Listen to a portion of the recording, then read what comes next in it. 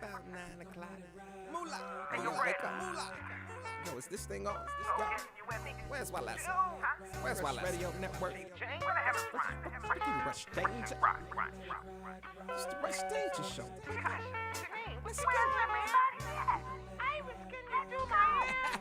Well, who's that dude that keep it poppin' 9 to 12 and keeps it hoppin' hot as hell? Yeah, that's me. And who's the dude that's with the crew that's making moves? Or is it true that his name is Rush? Yeah, that's me. Who else could do it like he do it? Pumping music, talking stupid to the people. Rush. Yeah, that's me. Now who's the one that wears the crown or who will never put it down? Reppin' it for Shot-Town. Yeah, that's me. Hey yo, you've now just tuned into the Rush Danja Show. Gon' let it ride, ride, ride, ride. And we got the hottest in music and topics. We gon' let it ride, ride, ride, ride. Hey yo, tell somebody, call your mama. We gon' let it ride, ride, ride, ride. Cause the turn up is real at the Rush Radio Network. We gon' let it ride, ride, ride, ride. Yeah, you just tuned into the Rush Danja Show. Make sure you run by our website. That is www.rushradioinc.com. That's www.rushradioinc.com. Dial 914-219-0884 and press 1. I said, yo, that was a horrible round. I see your fat faggot ass took that lip ring out. That makes you more of a clown. I say, listen, but for those of y'all who don't know me, fuck the introduction. Just know that I am present. A full arsenal. You getting the Smith alone like I am legend. Beat me, bitch please. I'll damage you. Click, clap, blam and shoot. Now watch him run from a barrel like Crash Bandicoot. Nigga, here's some advice. Here's some advice. Appeal to the crowd like Project X. Damn, I said that wrong. I give appeal to the crowd like Project X. I got no flex. Cause you know I got the tool. Can't nobody touch this round. That's a soccer rule. You might have a rough night. You might have a rough night. Niggas sleeping on you, that's cause your bars are tacky. But I look at this like stage diving. I'm confident the crowd gon' catch me. Gracie wanted me on her birthday card. That was crazy. Gracie wanted me on her birthday card, cause she know I got the presents. I told GW, lock it in like prize possessions. Match up wise, lyrically this don't make sense. Cause me rapping is like playing chess in prison. Nigga, this pin game intense. Fuck preference. It's no question what I spit is the truth. Nigga, my flow been official. Like it's something in it for you. Nigga, it's so much. Nigga, so much gay shit about him. Yeah, I know he don't be holding a grip. You took it out, but you got a lip ring. The only thing you smoking is dicks. I mean, what the fuck possessed you to do that? That's where all of the confusion at. Did somebody pay you to do it? Or did you lose the bet? You know what? Fuck that. I'm off that. I'm in here with Damian Lillard. That's the best blazer. Stomach shot, chest blazer. Make you face no pain like Hellraiser. No, I said I got one blink. But actually, I came here with two. Aiming at you. Shit chopping up his back like an Asian masseuse.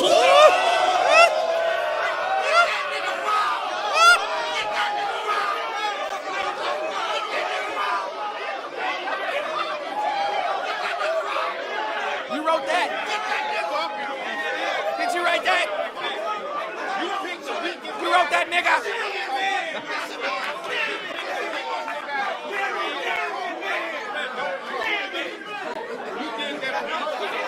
Oh man, we gonna stop that shit right there. What up, Rob? Mr. Metaphor, you on the line?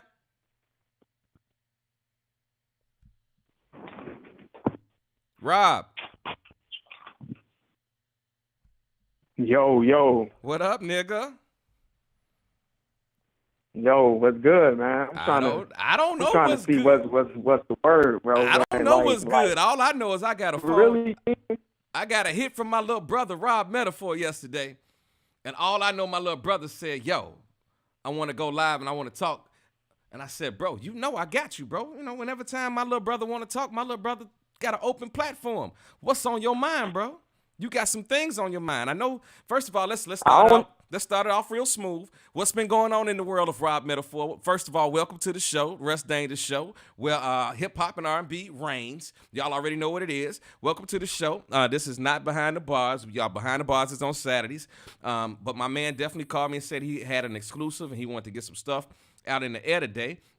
So I'm definitely hollering at my man to figure out exactly what's on Rob Metaphor's mind. So, Mr. Metaphor, first of all, welcome to the show again. How you feeling this morning? Oh man, I appreciate it, my nigga, bro. I'm just chilling, bro, working on this little album I got. You feel me? And you know what I'm saying? Just really taking it smooth, bro. I'll be minding my business, bro. Be getting calls and texts like, oh, such and such can call you out.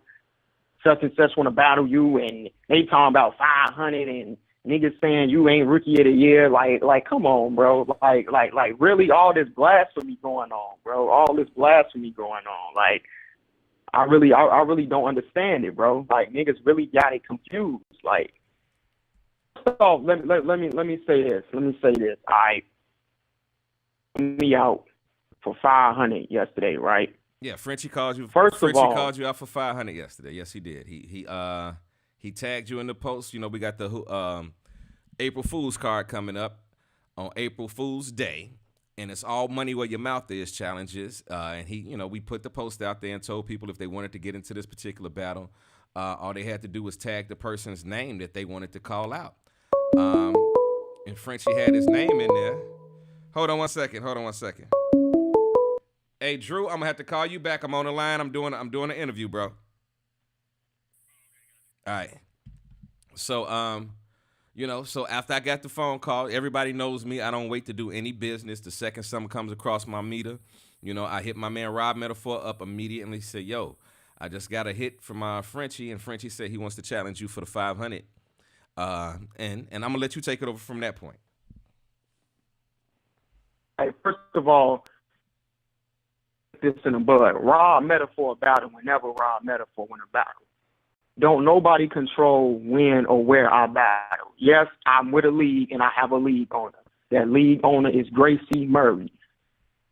It's Blanco. Yes, that is my league owner. At the same time, I battle whenever I want to battle. You feel me? I'm not the type of nigga that just jump at every that's thrown to me. You feel me? Like, I'm a strategist, and that's what separates me from these niggas. These niggas jump at every opportunity given to them. Niggas run around, oh, you want me to battle? All right, cool. I'm gonna take that battle.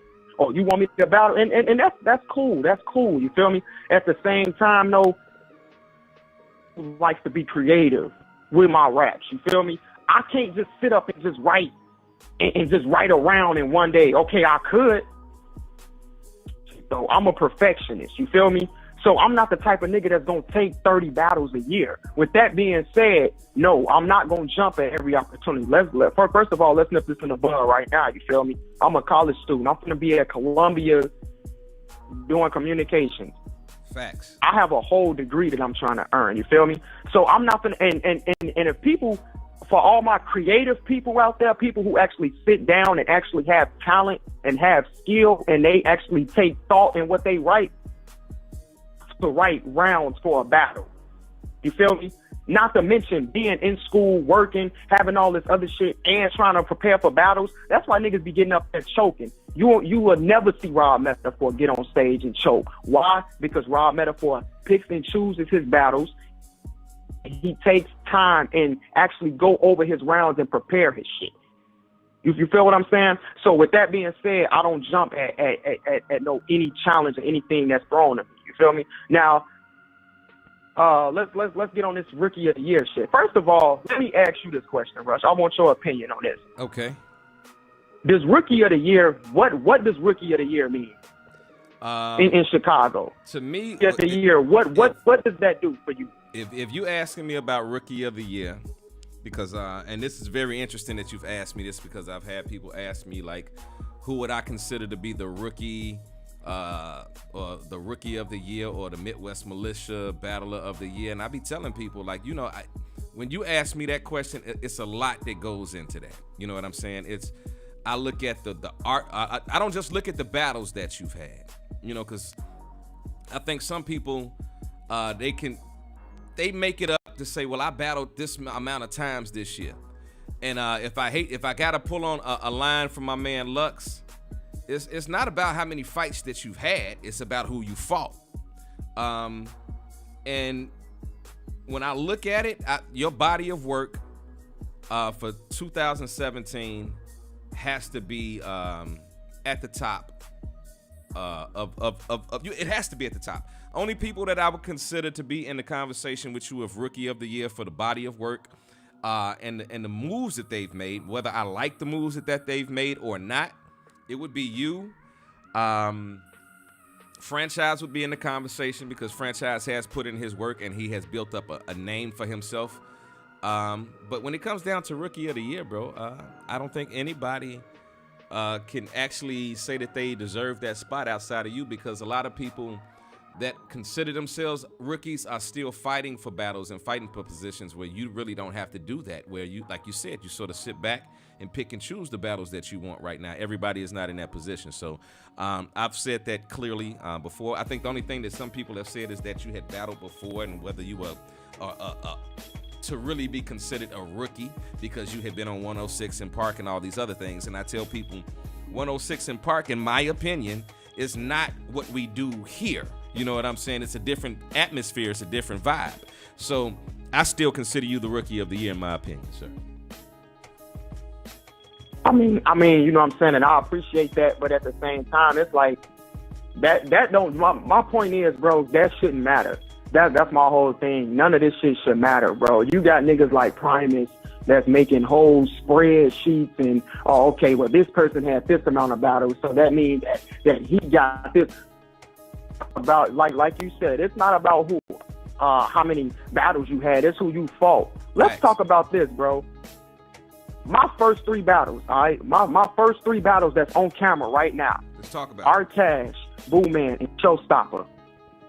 Classics. My first 3-round battle was against the best Showstopper that everybody has ever seen, bro. You can't name me a Showstopper performance that's better than the performance that he had against Rob Metaphor. And that was my first 3-round battle ever. Facts. Any other nigga that stood in front of Showstopper that night would have died, bro. I stood there and I held my own against against a Showstopper on his A game, bro. Niggas can't do that, bro. Ask these niggas who was their first 3-round battle against. It wasn't no Showstopper. I know that for a fact. I came out the gate battling Art Cash, bro. Hold on, bro. I came out the gate battling Art Cash, bro. Okay, and let's talk about Frenchie. Let's talk about Frenchie since you put him in the, you know, since his name is one of the ones that's being debated. We battled 2 of the same people. We battled Art Cash and we battled Boo Man, right? Correct. Frenchie versus Boo Man, Rob Metaphor versus Boo Man. Who had the better performance against Boo Man? Well, see, now you asking me questions that as a league owner, you put me in a tight spot that I may, you know. No. I'm just speaking hypothetically. Okay. I'm not asking you that. Okay, got you. I'm Go speaking ahead. hypothetically. Okay. Rob Metaphor versus Art Cash. Rob Metaphor versus Art Cash.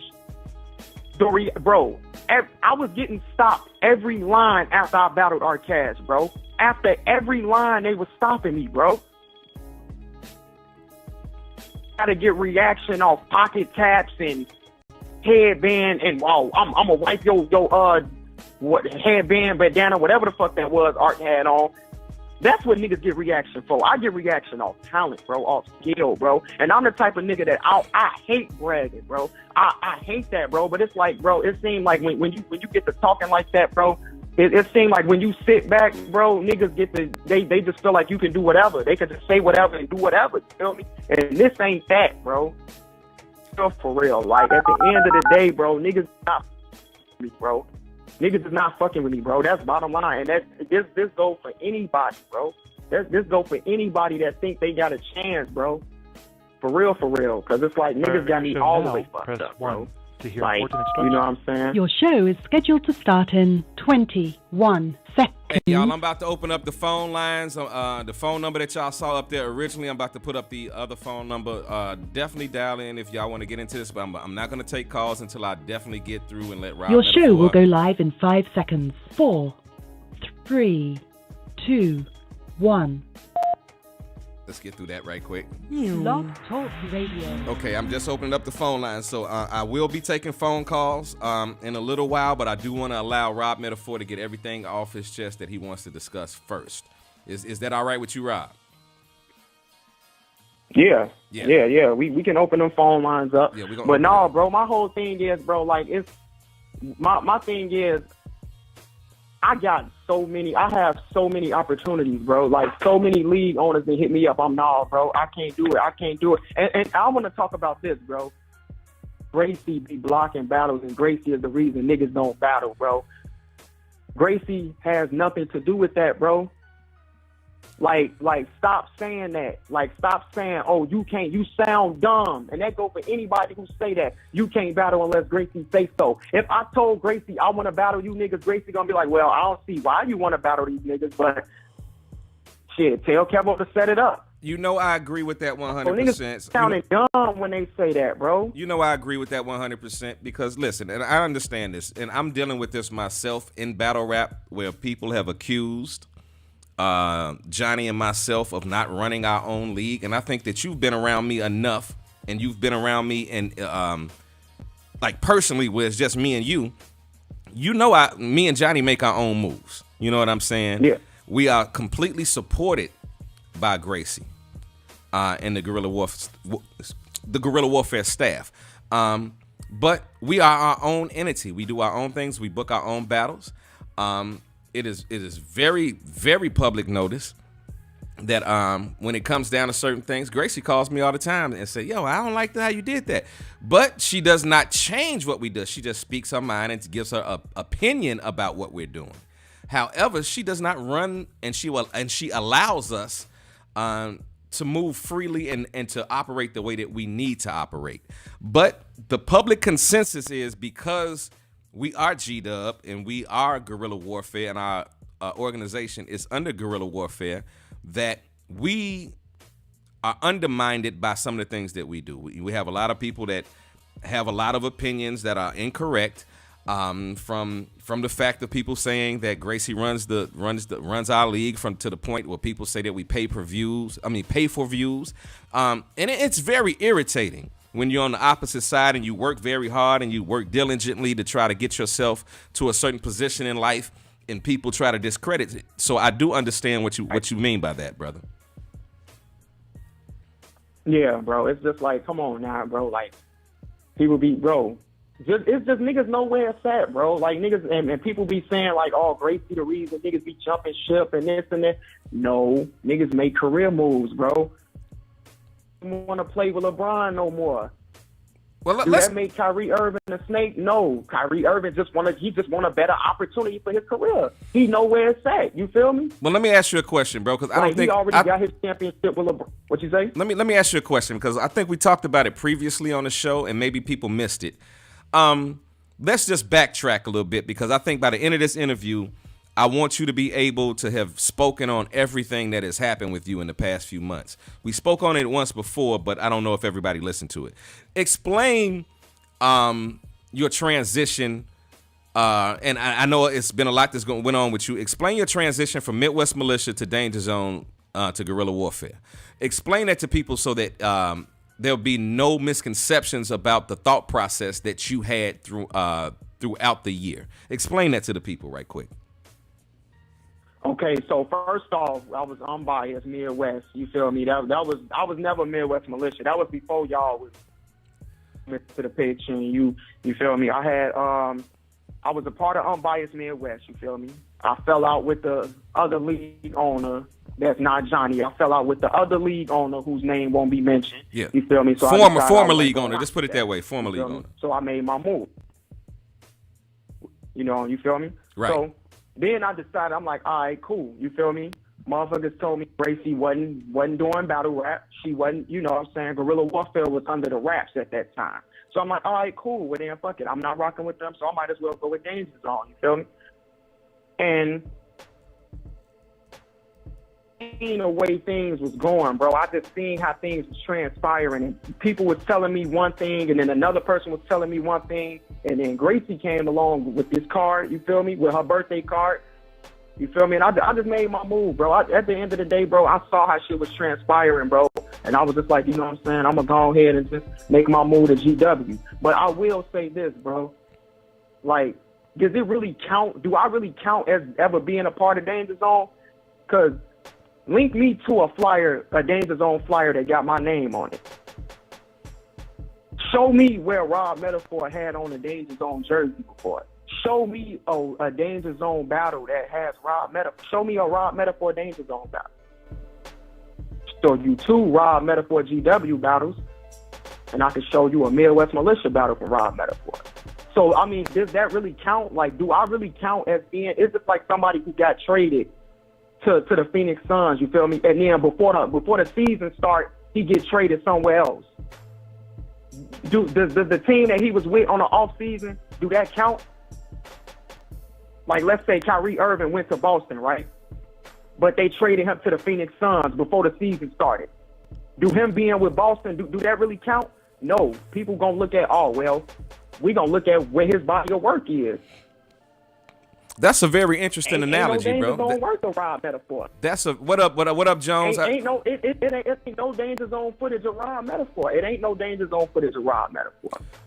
Hey, y'all, It's if y'all only hold on one GW second, because I footage see of some Rob callers calling in. If you want to get in on the conversation, if it's something that you want to ask to Rob or myself on this show, you need to hit 1 once you dial the station. It says that on the screen. It says dial 516-418-5637. Press 1 to talk. So if you haven't pressed 1, you're just sitting on the phone lines. Hold on, I'm gonna bring somebody in right quick. I believe this is this Suave Dawson? Yo, what up? What's going on? Talk to the people, bro. What up, Rob? What up, Suave? Real quick, I just wanted to speak on the fact that there's gonna be a lot of people that want to battle Rob. They just battle rap, period. You know what I'm saying? I don't think it's not wrong with that. You know what I'm saying? Because Rob do kind of got that top spot. You know what I'm saying? So that's gonna be normal, bro. You know, you do your thing, man. You solidified in your spot, and everybody know that you a Frenchie Rookie of the Year. You know what I'm saying? But you really haven't put in your work, bro. So there's going to be plenty of people that come at your head and try to, you know what I'm saying, they going to battle you, bro. So, you know what I'm saying? That's all I want to say. And I understand that. I understand that, bro. I have this battle rap. You feel me? I know niggas going to call you out. You feel me? I know it's going to be that. You feel me? I know, like, this battle rap. I don't have a problem with people calling me out. The fact that I have a problem with, bro, is niggas fronting, like it's just so much fronting, bro. Like, I know this battle rap, bro, niggas gonna call you out. Like, you feel me, Suave? I know niggas been called you out. You feel me? Like, it don't have nothing to do with stats. It's just battle rap. Niggas call each other out. My thing is, bro, don't try to make it seem like don't try to make it seem like it's something that it's really not, bro. Like, just say why you want to battle me. Yeah. Say you want to battle me because you think I'm nice, bro. Say, like, you view me as competition. Right. Don't battle me just because you think, oh, this nigga Rob Metaphor ain't shit, bro. I could just get him out the way, bro. Right. Like, come on now, bro. Like, niggas just out here fishing for battles, bro. That's what that is. Like, that's my whole thing, bro. You feel me? Like, they pops, you know how I'm coming. Like, if I do want to battle somebody, I tell them, like, you nice. I don't want to battle garbage niggas. You know what I'm saying? So I understand that, though. Exactly, bro. Your part, I just want you to know that, you know what I'm saying? It's going to be plenty of niggas that come at you. Niggas scared of you, really. You know what I'm saying? A lot of niggas scared of you and shit. But it's a part of the territory, bro. Just keep doing what you're doing, man, and good luck in school, bro.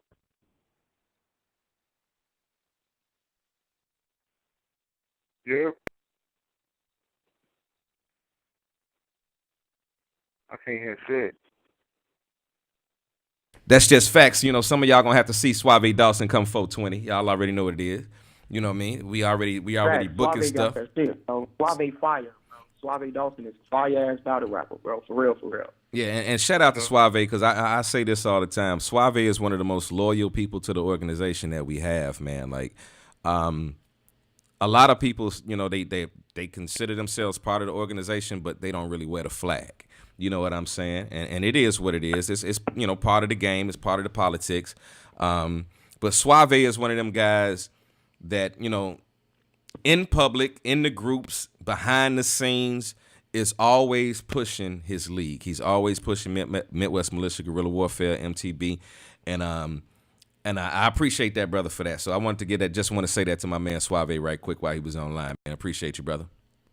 708-552. I see you on the line. If you want to get in on this phone call, you got to press 1 for us to bring you into the phone call. Otherwise, you're just sitting on the line. If you on this phone call and you have not pressed 1, we will not be bringing you in the line because you have not indicated that you want to get into the phone call. 708-537. Who is this calling in? 708-537. That's what I'm saying. What's up? What's up, Send to God? How you feeling, big bro? We feeling good, man. What you chime in, get into the conversation. Hey, and God, what's good, bro? What's good? What's good?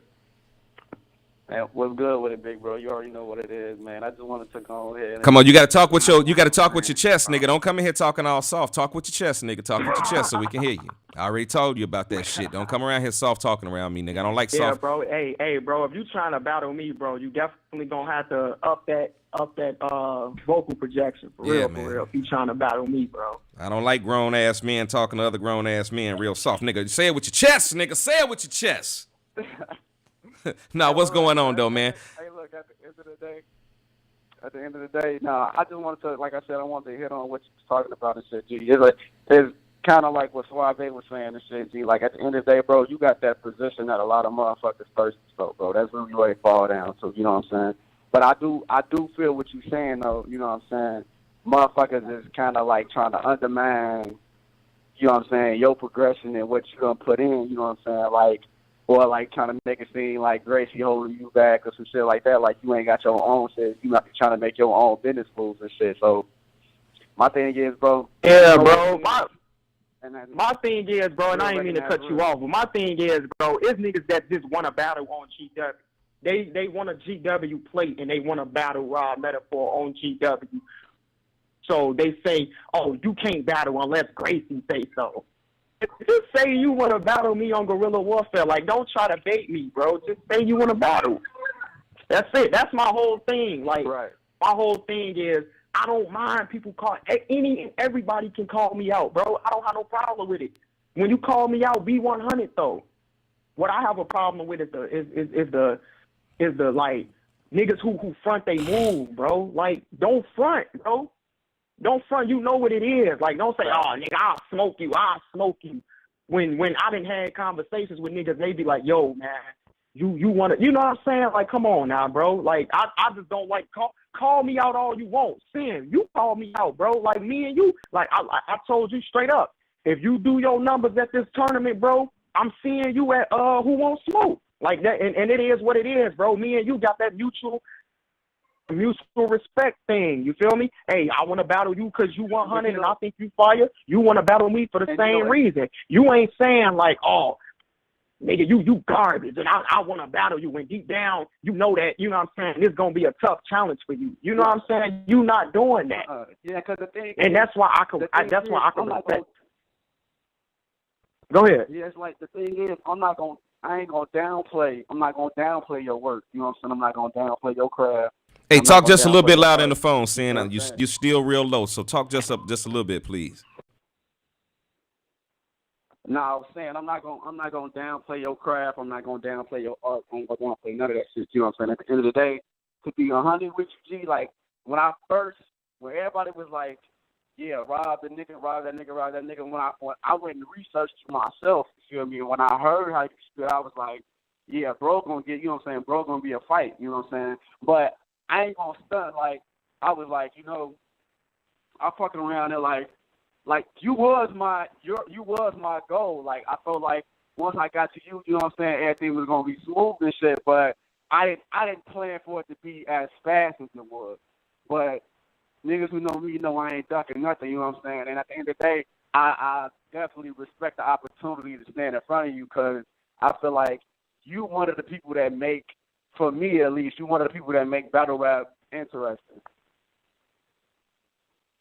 I feel like you're going to be... I appreciate that, bro. That's all I'm trying to do. You feel me? You would keep me on my toes. Let me ask you a quick question, and I Rob. appreciate that. Let me ask you a question, Rob, from basically from one rookie to another. What is it about Syndergaard that you sort of like about his style? What is it about Syndergaard that you like? That you would give him a battle? He creative.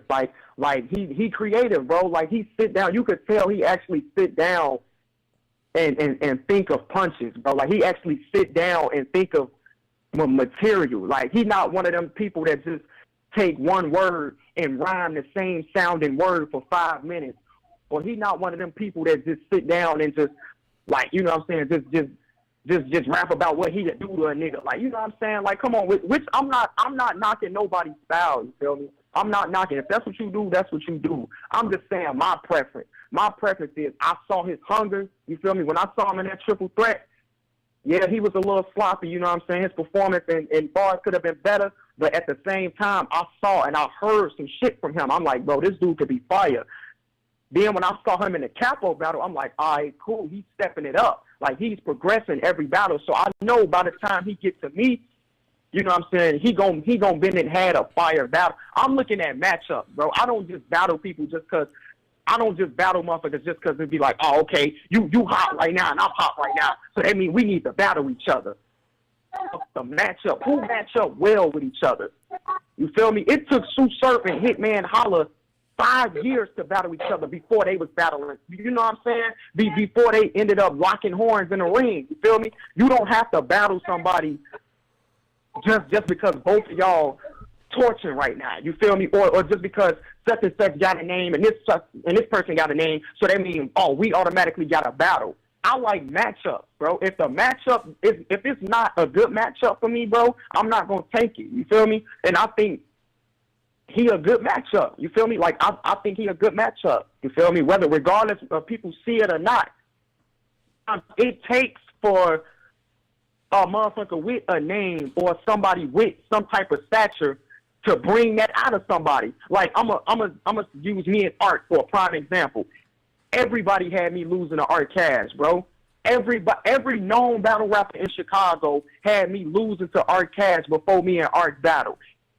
Brought out of me the raw metaphor that y'all seen versus Art Cash.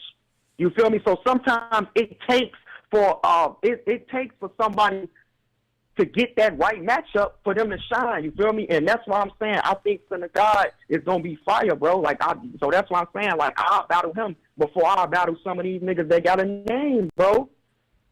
Because I think it's a good matchup. That's my whole thing is, bro. Like people just chasing names. You feel me? Which is cool, but matchups is what's gonna get you the furthest, bro. Matchups is what bring the classics. Because two names can battle and have a garbage ass battle. You feel me? So I think he would be a good matchup. That's why I want to battle him.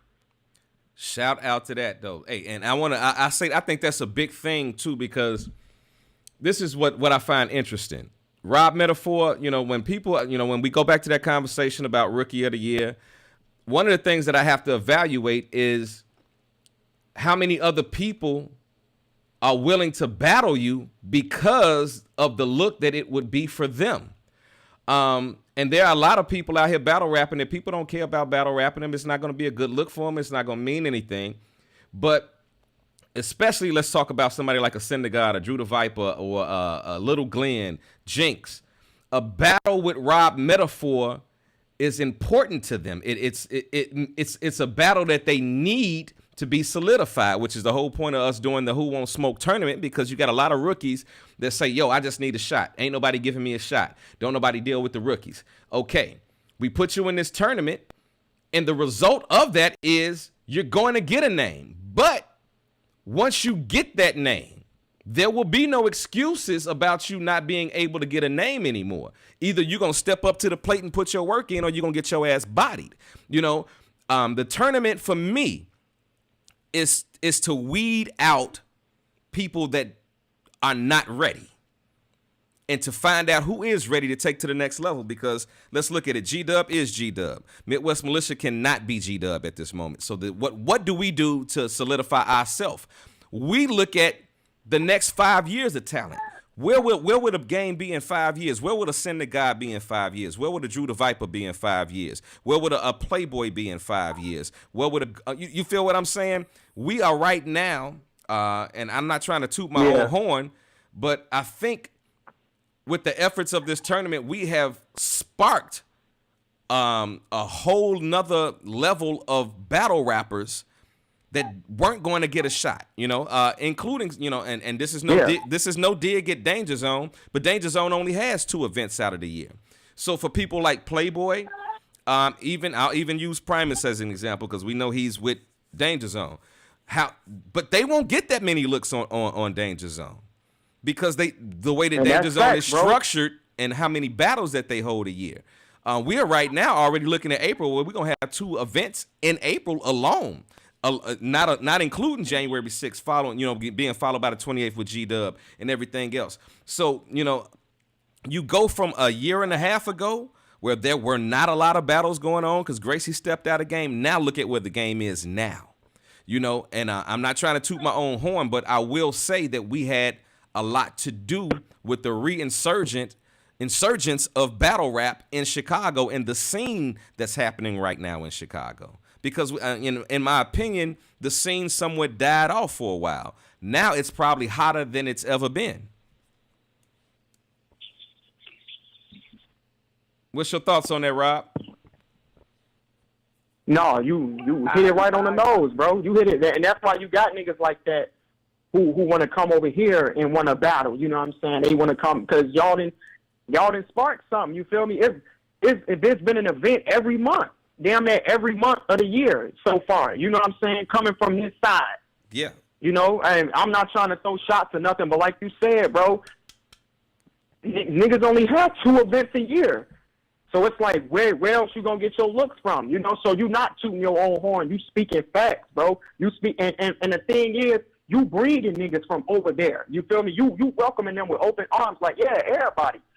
You know what I'm saying? Y'all can come over, and that's another reason to commend you for that. You feel me? You not just closing the door like, no, nigga, this only for people who want to be mid. Nigga, you giving Chicago a shot. You giving the Midwest a shot, bro. It's niggas from other battle, Havoc battle, niggas coming from Michigan to come down here to battle, to get on this tournament, to get names and shit, bro.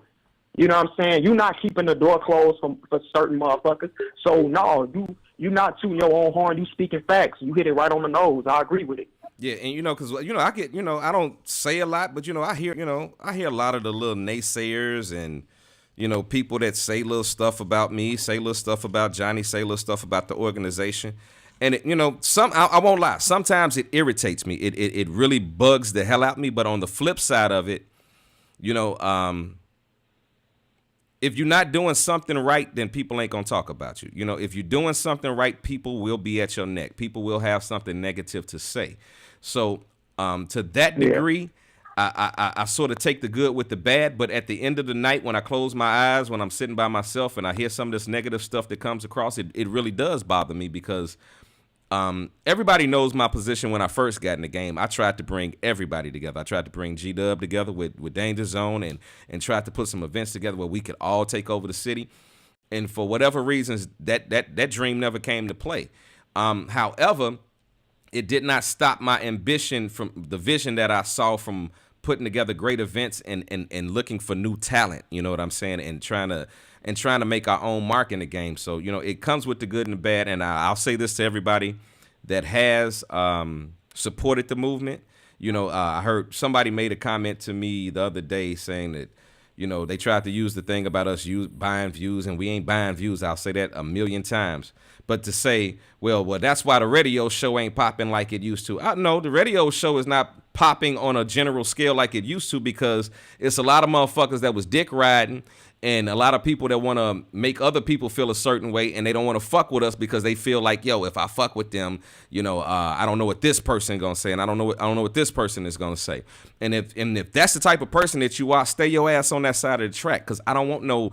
If it was a and that shit gay, and that's another thing. That's a shit gay. That shit gay. Like, it's an outlet. The radio station is an outlet that everybody should be trying to grasp towards. You feel me? Like, fuck what side you on, or fuck what, you know what I'm saying? Whatever that is, bro. It's an outlet for Chicago, bro. But that dream you had, bro, of like bringing a city together, ultimately, bro, it's sad to say that's something that just can't happen. Right. That's just something that just can't happen, bro. It's too many egos in this shit.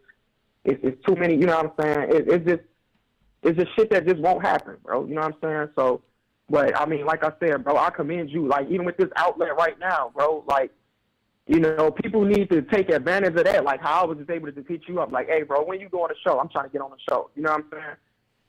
Like the fact that people got shit like that at their exposure that they not using. You feel me? Like, because, oh, such and such gonna be mad at me if I go on a radio station. A motherfucker's gonna think I didn't jump ship just because I didn't did this. Like, or he fuck with Gracie, or he fuck with the Loons, or he fuck. Yeah. I already know it. I get it. You know what I'm saying? But I think, you know, one of the things that I think that, you know, timing is everything. You know, and I'm a little bit older than some of the guys, and, you know, I'm 42. So my perspective is a little bit different. Like if I was, you know, in my 20s and my 30s, it probably would be a lot, you know, I probably would be a little bit more fuck it and a little bit more aggressive and hating on people. But I don't have time to do that, because the time that it takes for me to hate on you, that's the time that I could have been building. That's the time I could have been working and networking relationships.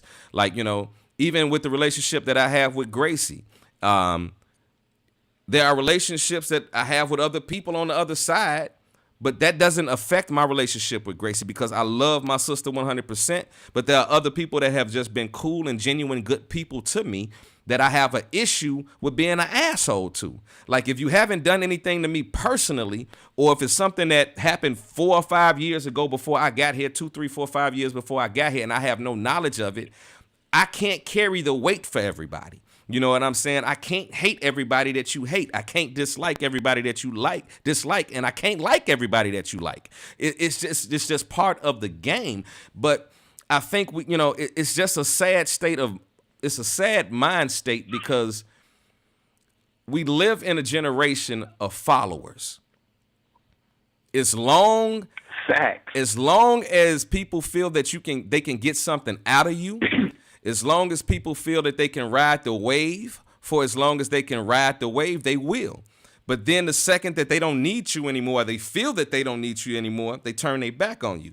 That's why, initially when we first started the organization, we were real big on the roster and who was on our roster. And we believed in everybody that we signed for our roster.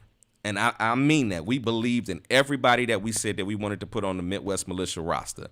Next thing I know, due to moves that I made that people didn't understand, all of a sudden it was like, fuck this nigga, because I know these people over here feeling a certain way and these people over here feeling a certain way. And there was a very few people that was like, shout out to my man Pyrex. Shout out to King H the Bull. Shout out to certain Rob Metaphor. You are one of them. That during the midst of some of the hardest times of me being a league owner and dealing with personal life and trying to mix the two, there were only a small amount of people that said, yo, Rush, continue to do what you're doing, because we see what you're trying to do, and we know that you're not trying to be diversive.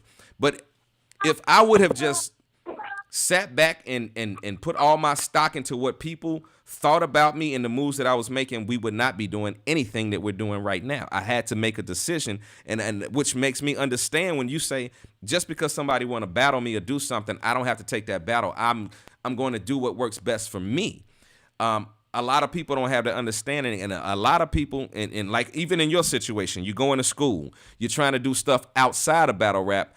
And this is no knock, because I know I'm about to ruffle some feathers when I say this, but there are a lot of people, and Drew the Viper, I'm about to bring you in a second. There are a lot of people that all they have is battle rap. They don't have a job. You know what I'm saying? They're not going to school. They got kids, but they're not being responsible parents. They don't have their own living situation taken care of. All they have is battle rap and the persona that they have tried to create for themselves. But this is what I need them to understand. Guess what? I'm a big fan of wrestling, but The Undertaker is not The Undertaker 24 hours a day. He is actually Mark Kyle. Oh. You feel what I'm saying? The Rock is not The Rock 24 hours a day. His real name is Dwayne Johnson. And the best people and the most successful people are people that learn how to balance the two. What we have in battle rap is we have a few people that have maybe had 1 or 2 good battles and they've gotten big-headed. We have some people that man, I ain't gonna go into this too far, but it's a lot of false sense of identity in battle rap. And I think if people get more in tune with who they are as human beings, as people, as parents, fathers, and just regular people in society, that the battle rap game will change. But until people change individually in how they think and their mindset, things will not change in the battle rap world. Let me hear what you got to say on that, and then I'm gonna bring my man Drew the Viper into the conversation. Go ahead, Rob. I definitely agree with that, bro. It's no balance. Like, niggas don't know when to balance, when to that. And that's why sometimes, bro, I be leaving the battle rap groups, because it's like, bro, it'd be like sometimes it'd be like, damn, like I'll be sitting with my girl or something, you feel me? And my phone will be blowing up from notifications, bro. Like, blowing up from battle rap notifications. It'd be like, damn, bro, like, niggas got a life outside of this, bro. You know what I'm saying? And it's like, I'm to deal with this shit all the time. Like when you called me yesterday, bro, and you know what I'm saying, when you hit me up about the whole shit, motherfuckers had called me out for 500, I was sitting down playing 2K with my little cousin, bro. You know what I'm saying? Like, I don't think about battle rap all the time, bro. You know what I'm saying? But when I do, I give it my all. You feel me? And that's the thing. Like you said, some of the best people in this shit they have a balance. And niggas don't know when to balance it. And I'm not knocking nobody, bro. Like you said, sometimes this shit is all that people got. You know, sometimes all they got to look forward to is going to an event when the next time they gonna battle. Sometimes, you know what I'm saying? And I'm blessed, and I'm appreciative enough to say that I don't have that problem. You know what I'm saying? But I love battle rap a lot. I watch it all the time. You feel me? I'm always at events. But niggas got to have a balance, bro, because this shit'll drive you crazy, bro. And that's why sometimes I be leaving these groups, these battle rap groups, bro, because that's like you said, bro, that shit'll drive you crazy, bro.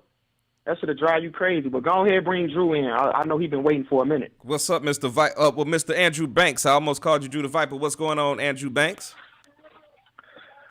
What's going on, people? It sounds like everything loony in this motherfucker. All the time. Yeah. You already know, bro. You already know. What's going on, Rob? What's going on? What's up, bro? Your shit, brother. I got two questions for you. One, me being a fellow rookie with you, your 3 battles, and you have not lost. So it's Mr. 3 battles in, no losses. How do you mentally prepare yourself for this? Because I'm still in the learning process of not letting certain shit get to me, save it for the battle. How do I go in with the best mindset? Like, what do you do to really get down packed with your shit? Because flawless victories I've seen from you, you know what I'm saying? Your creativity is motherfucking insane. And I kind of got the sense of when I battle Ghost, you kind of respected, you know, what I could do. When you looked at me, it was like, bro, you crazy as hell. Like, so coming from you, that was like a big ass compliment.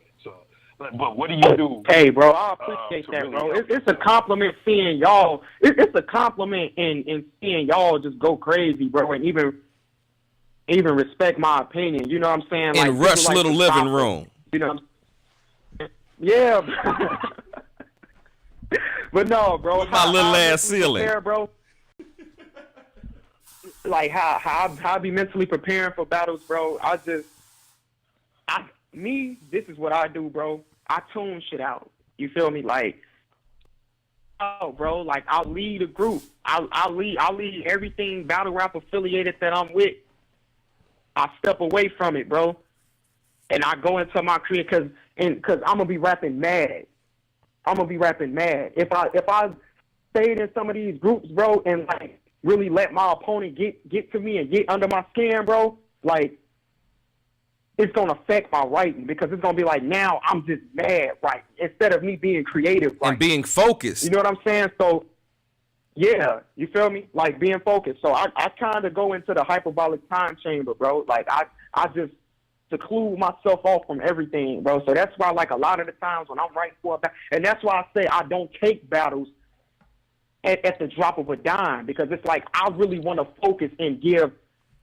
Like, I want people to, when they see my name on a card, I want them to know, like, yeah, Rob Metaphor finna come and kill shit, bro. You know what I'm saying? I want them to know that. I don't want them to see my name and be like, oh, I've got another battle. Oh, okay. I want niggas to be able to look at the card and be like, oh, Rob on the card. Oh shit. I gotta see this. I gotta be in a building for that. You know what I'm saying? And the only way for me to keep that going for myself is to stay focused and cut shit off. You feel me? Like I seclude myself, bro. Like I'm telling you, like when I say I seclude myself, like I cut a lot of shit off for this, bro. That's why I said I can't do this 24/7 a year because I wouldn't have no life, bro. Like, everybody would have been and fell out with me because it's like, damn, bro, we don't even hear from you.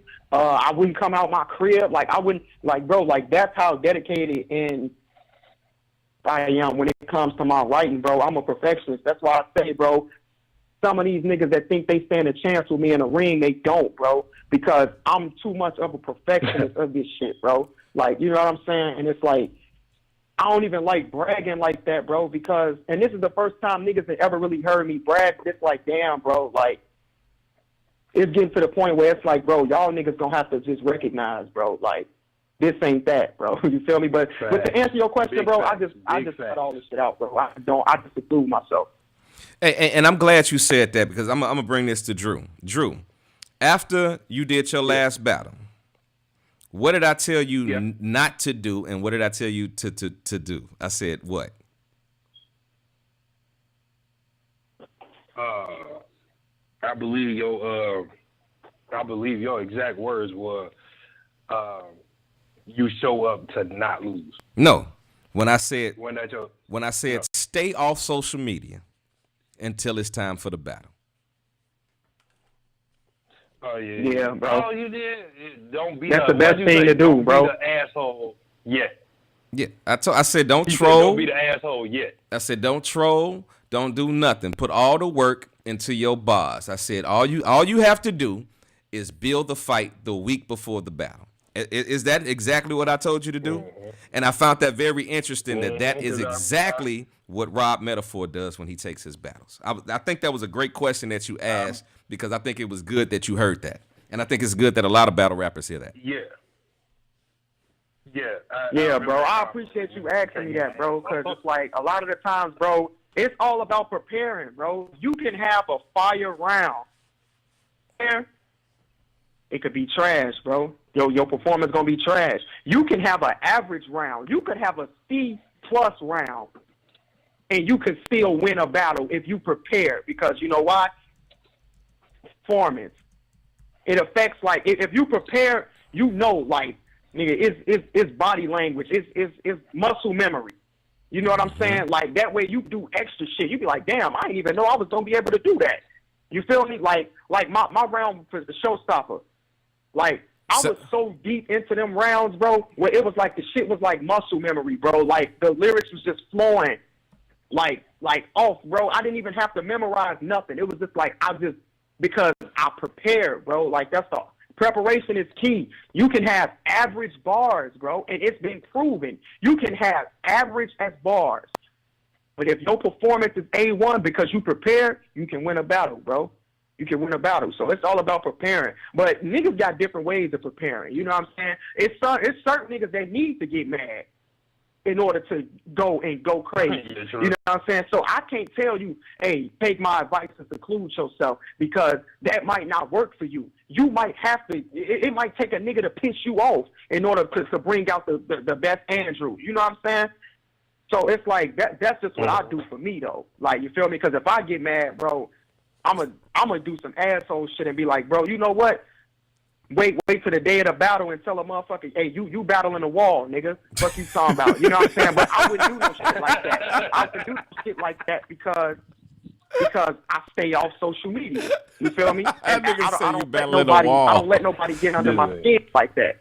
Oh my God, this nigga said you'll be battling the wall. He said, for real, bro.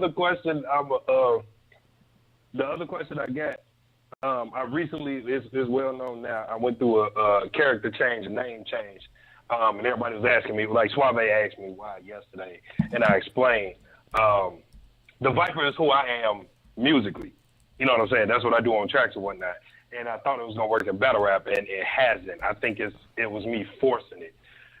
I feel comfortable with the change. It allows me to be me. Rush had suggested it. It got back to me that this is what we should do.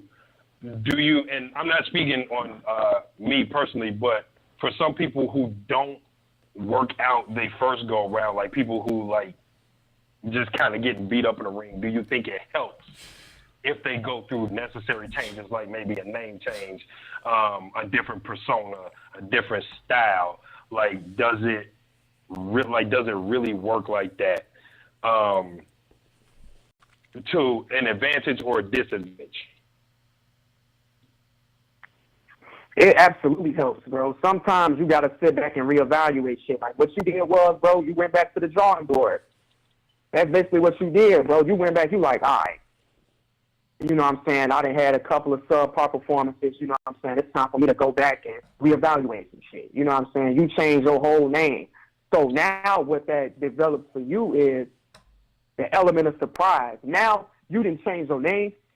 You didn't went back and revamp shit. Now nobody knows what to expect when they battle you. You feel me? So it's like now your opponent, the opponent that probably was battling you probably had Viper flips or something. You know what I'm saying? They probably had Drew this or Drew that. You didn't change your whole name. You didn't change that aspect. You know what I'm saying? Now they got to take a whole different approach. Now the upside of that is, the other side of that is you have to deliver on that. Right.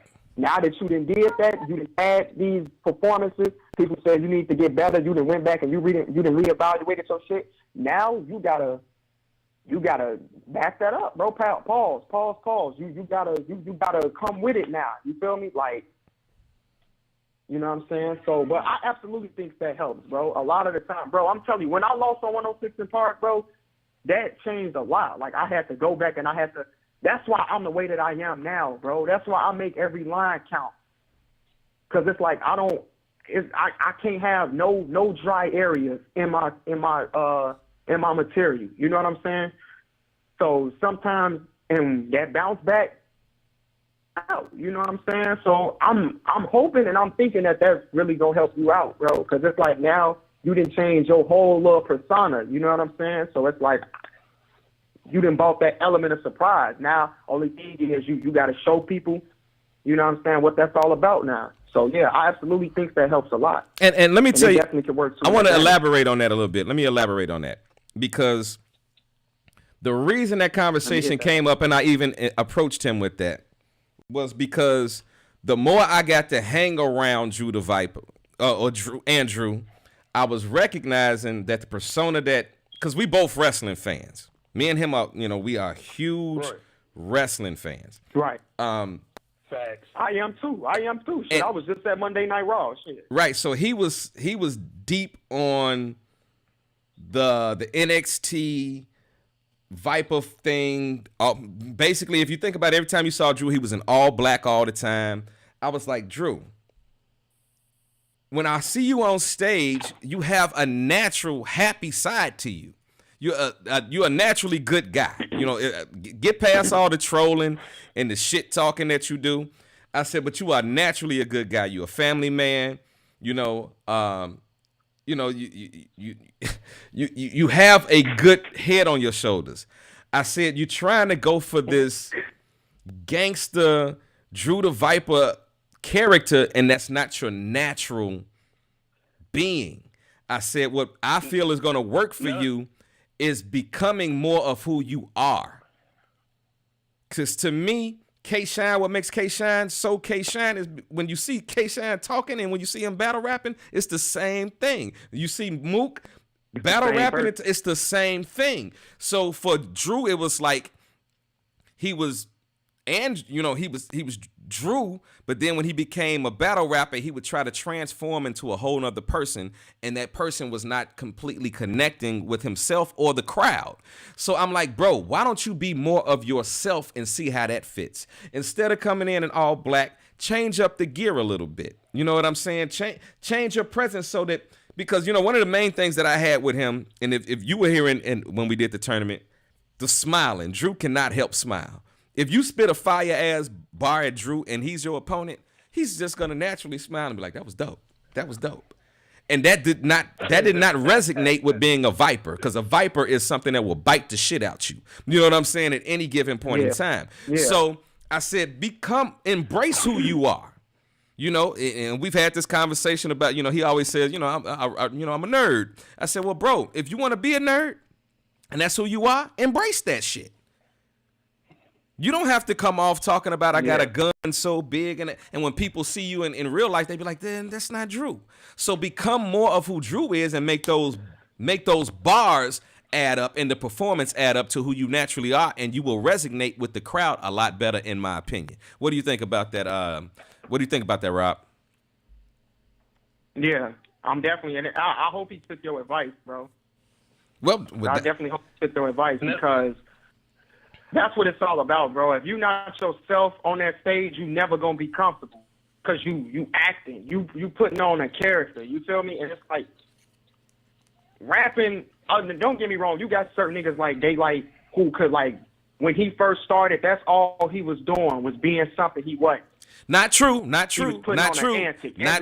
That's not true. When Daylight first started, Daylight was all bars. It was not until a shift in his career about 3 or 4 or 5 years ago where he brought the antics into it. That shift after he battled Philly Swing, because I seen that, and Daylight been battling for a long time. Locksmith, so I know what you talked about. I know what you talking about, but I'm talking about when Daylight first really became Daylight. Right. When Daylight, the Daylight that everybody knows, it was all antics, bro. When Daylight stopped whenever Daylight didn't do an antic and just rap, he was undefeated, bro. He was unbeatable. You feel me? So it's like, my thing is with that, bro, it's like, just be yourself. Because you more comfortable. You're gonna be more comfortable, bro. And it's like, everybody not gonna rock with you. Everybody don't rock with me. You know what I'm saying? So you might as well just cater to your crowd. Cater to the people that's gonna rock with you. Because there's gonna be certain niggas that watch battles and they be like, damn, everybody that watch battle rap ain't a gangster, bro. And that's what some of these niggas gotta realize, bro. Like, niggas always throwing this believability of word around. And it's like, bro, everybody that watch battle rap ain't never sold drugs. Battle rap never been incarcerated. You know what I'm saying? So it's like, it's a whole other crowd of people that you have to appeal to. You know what I'm saying? And Andrew, it's a nice amount of nerds that watch battle rap, bro. If that's your lane, take your lane, shit. You know what I'm saying? And own your lane. I embrace being a college student. You know what I'm saying? I embrace that. I don't hide that. I say in a minute, yeah, nigga, I'm in school. You know what I'm saying? I embrace that shit. You know what I'm saying? So, yeah, bro, I definitely agree with what Rush told you, bro. He told you right, man. He ain't going to steer you wrong. Man. You know what I'm saying? Just do what you do. Because you going to feel a lot better after you rap, bro. I'm telling you. Once you get done with your rounds, and you be like, damn, I got through my rounds. I did what I had to do. You're going to feel a lot better about that shit, bro. I'm telling you. Is Synagogue, you still with us? I ain't steering you wrong, bro. Synagogue, you still with us? Say it again. Yeah, I was actually gonna say, as far as talk up on top of the head, I know both. Hold on 1 second. Let me see if I can do this. Can you hear me now? Yeah, if y'all call into the station, we need y'all to talk directly into the phone, Bluetooth and stuff like that. Give us a less quality of sound quality. So if you talk directly into your phone, we'll hear you a whole lot better. Let's go. All right, so what I was saying is, it's funny that y'all had hit on the head with the wrestling shit, because I know he big on it, and I know you big on the 2 Rush.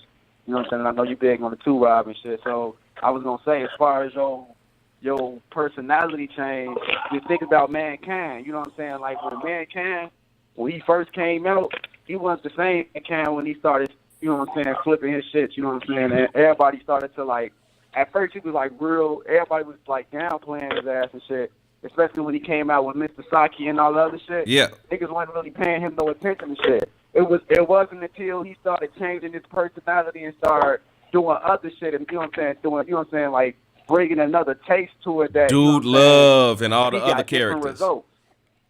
Right. No, I was trying to say, the whole Viper thing came in from music and shit. And my lane for music was like bringing bars, but like I like Eminem, Tech Nine, and shit like that, like the dark but bar wise type of thing. You know what I'm saying? So musically, That's where the Viper thing came from. It didn't work for battle rap, and I see what y'all saying because in battle rap, you more of you instead of a character. So I was like, yeah, it was forcing it. And the weird part is, my favorite color is actually black and red, but black. Like, I like black for some reason. But hey, I hear some kids in the background. Can one of y'all get to a little quieter area? Sin, is that? Yeah, I'm over there. Yeah, I hear the kids. Can you get to a quieter area because it's coming through on the broadcast? Go ahead, Drew. Yeah. But the weird part is, naturally, my favorite color is black. I like black. But with the character change, you know what I'm saying? I'm not too big on colors, but the thing is, I do like what Rob said. Like, everything starts to feel better. Like, my rounds don't feel like I forced it anymore. Like, I don't have to bring the dark tone in there or whatnot. Like, I can be more, for lack of a better term, loose with it. Like, I can be me. Like, if I'm going to have a comedy bar, I got a comedy bar, and it's not going to look weird anymore because it's like, oh, no, that wasn't supposed to be funny. You're supposed to be angry. Yeah, because this is the analogy I gave you. I said, man, you come in with the smile on your face, but you dress like a member of NWA. It doesn't come off. It doesn't connect.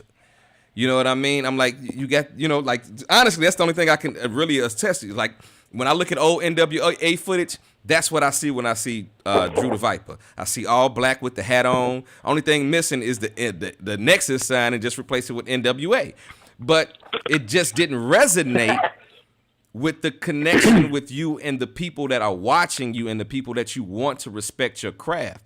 And that was my decision making, because you remember when we first started dojoing, I'd be like, yo, nigga, stop smiling. Why is you smiling? Quit doing that. And I was on you so hard about it. And I was like, yo, after we did the last battle, I called you that next day. I said, bro, I've been sitting here looking at it and I watched the footage. You need to be more of yourself. You don't need to cater to other styles. Right. You don't need to cater to try to be angry, because that's not you. And we're going to, even the same thing with Prince Sin the God.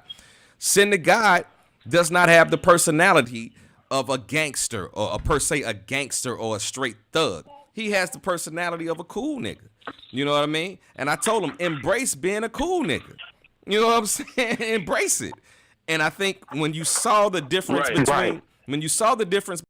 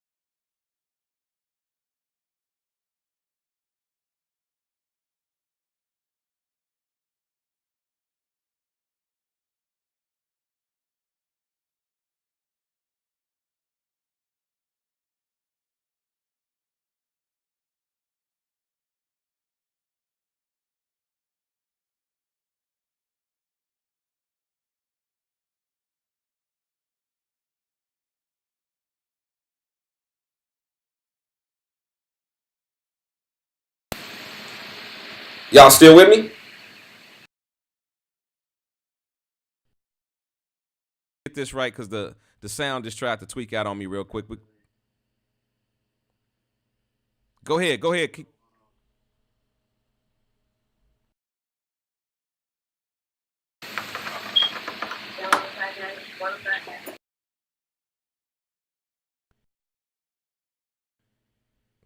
Yo, I'm still here. Just give me 1 second, y'all. Give me 1 second.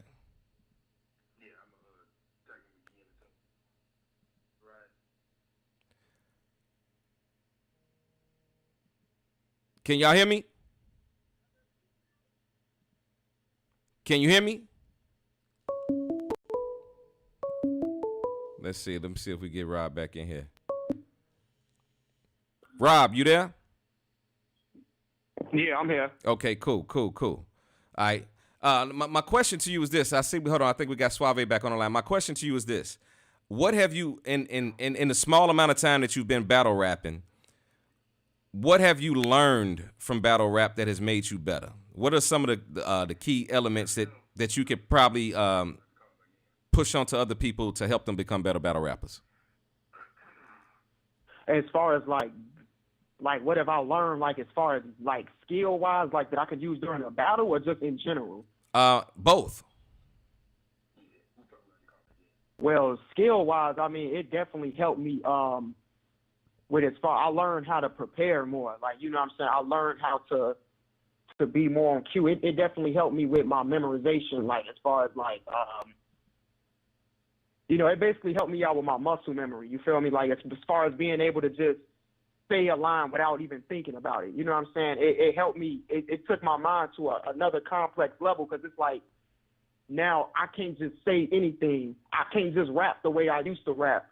Like, or I can't rap how I'm rapping if I'm doing a song. I got to actually rap like, you know, cater to the crowd and actually deliver it a lot differently. So it actually taught me how to like balance being a battler and being a artist, because it's like, okay, now when I do music, I can rap like this, but when I'm battling, I can rap like that. You know what I'm saying? It basically taught me it taught me a balance. It definitely helped me out with my balance a lot, because when I was on 106 in Park, like, I know people really don't count this or really, you know what I'm saying, count it for shit, but when I was rapping on there, I like the raw metaphor how I sound today. I was rapping like how I would rap on a song, which because you got to rap over a beat, but you also got to have battle bars over the beat. And I didn't have battle bars over a beat, you know what I'm saying? But battling now, it taught me how to, okay, this is how you got to rap when you battle. You can't rap like that, how you rap on a song. So, yeah, that's probably the most important thing, balance. That's probably the number one thing that it taught me how to balance shit. Because, like, at first I was, like, just one-dimensional, you know what I'm saying? Be diverse and balance stuff out. Now, press 1. Important instructions. I'm bringing the phone lines back in. If y'all was on the phone lines, we had got disconnected. Show. We are reconnecting you now. The phone lines are back open. Suave Dawson, are you with me? Suave. I think he just hung up. Hey, y'all, if y'all listening to the phone lines, we just opened the phone lines back up. We just opened it back up. So if you were just calling in, Drew the Viper, Send the God, Suave Dawson, call back into the station. I had to reboot the phone line. So we are back up and running. We are good. Give me some advice, some words of advice that people have given you in the past. And name some of the people that have influenced you in your battle rap career since you've been battle rapping. The people that you know personally. My loons really cut Rio, but one person who really dropped jewels on me, bro, is Gage. Like Gage is probably the one who gave me the most knowledge and like really told me about the social media shit, bro. He was like, don't let niggas on social media, you know what I'm saying, throw you off your game. He told me, he was like, nigga, you give a nigga a rope, you gonna turn him into a cowboy. You know what I'm saying? And I really didn't want to I really didn't even want to put that out there, because it's like, he told me, you know what I'm saying? That's something that he told to me. You feel me? But it's like, I'm not a selfish person, so I want to see everybody expand. I want to see everybody grow. But Gage was the one who really put that stay off social media type shit, stay out them group shit. He the one who really instilled that. And it's true. You feel me? It's true. Like, I noticed, like, by me tuning a lot of shit out to focus more, I'm able to just focus on the craft. You feel me? Focus on what I'm going to do, because I know what I'm going to do regardless. You feel me? I don't have to get mad. I know I'm already mad because this nigga think that he can battle me. He think that he's better than me.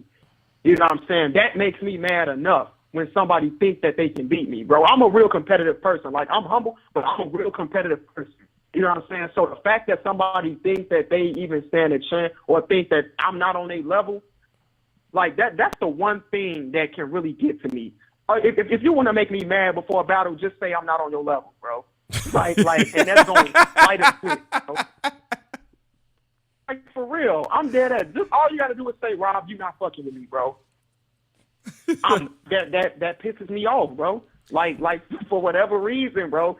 And that just gets me, that, you know what I'm saying? And I just gave away something to people, you feel me? But yeah, bro, you helped me, you know, even though you're not a battler, but I done had conversations with you, and you done told me some things, you know what I'm saying, from an OG perspective. My nigga Young Dave, you know what I'm saying? Dave, that's my Double Dragon brother.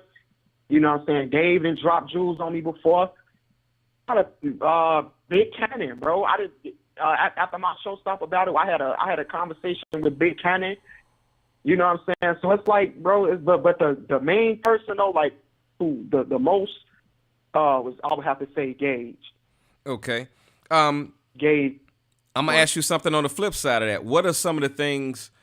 What are some of the negative things that people have brought your way that you've had to shrug off, or you maybe had to, deal with personally on the inside that maybe have rubbed you the wrong way? I know you spoke about people saying, that they don't think you're on their level.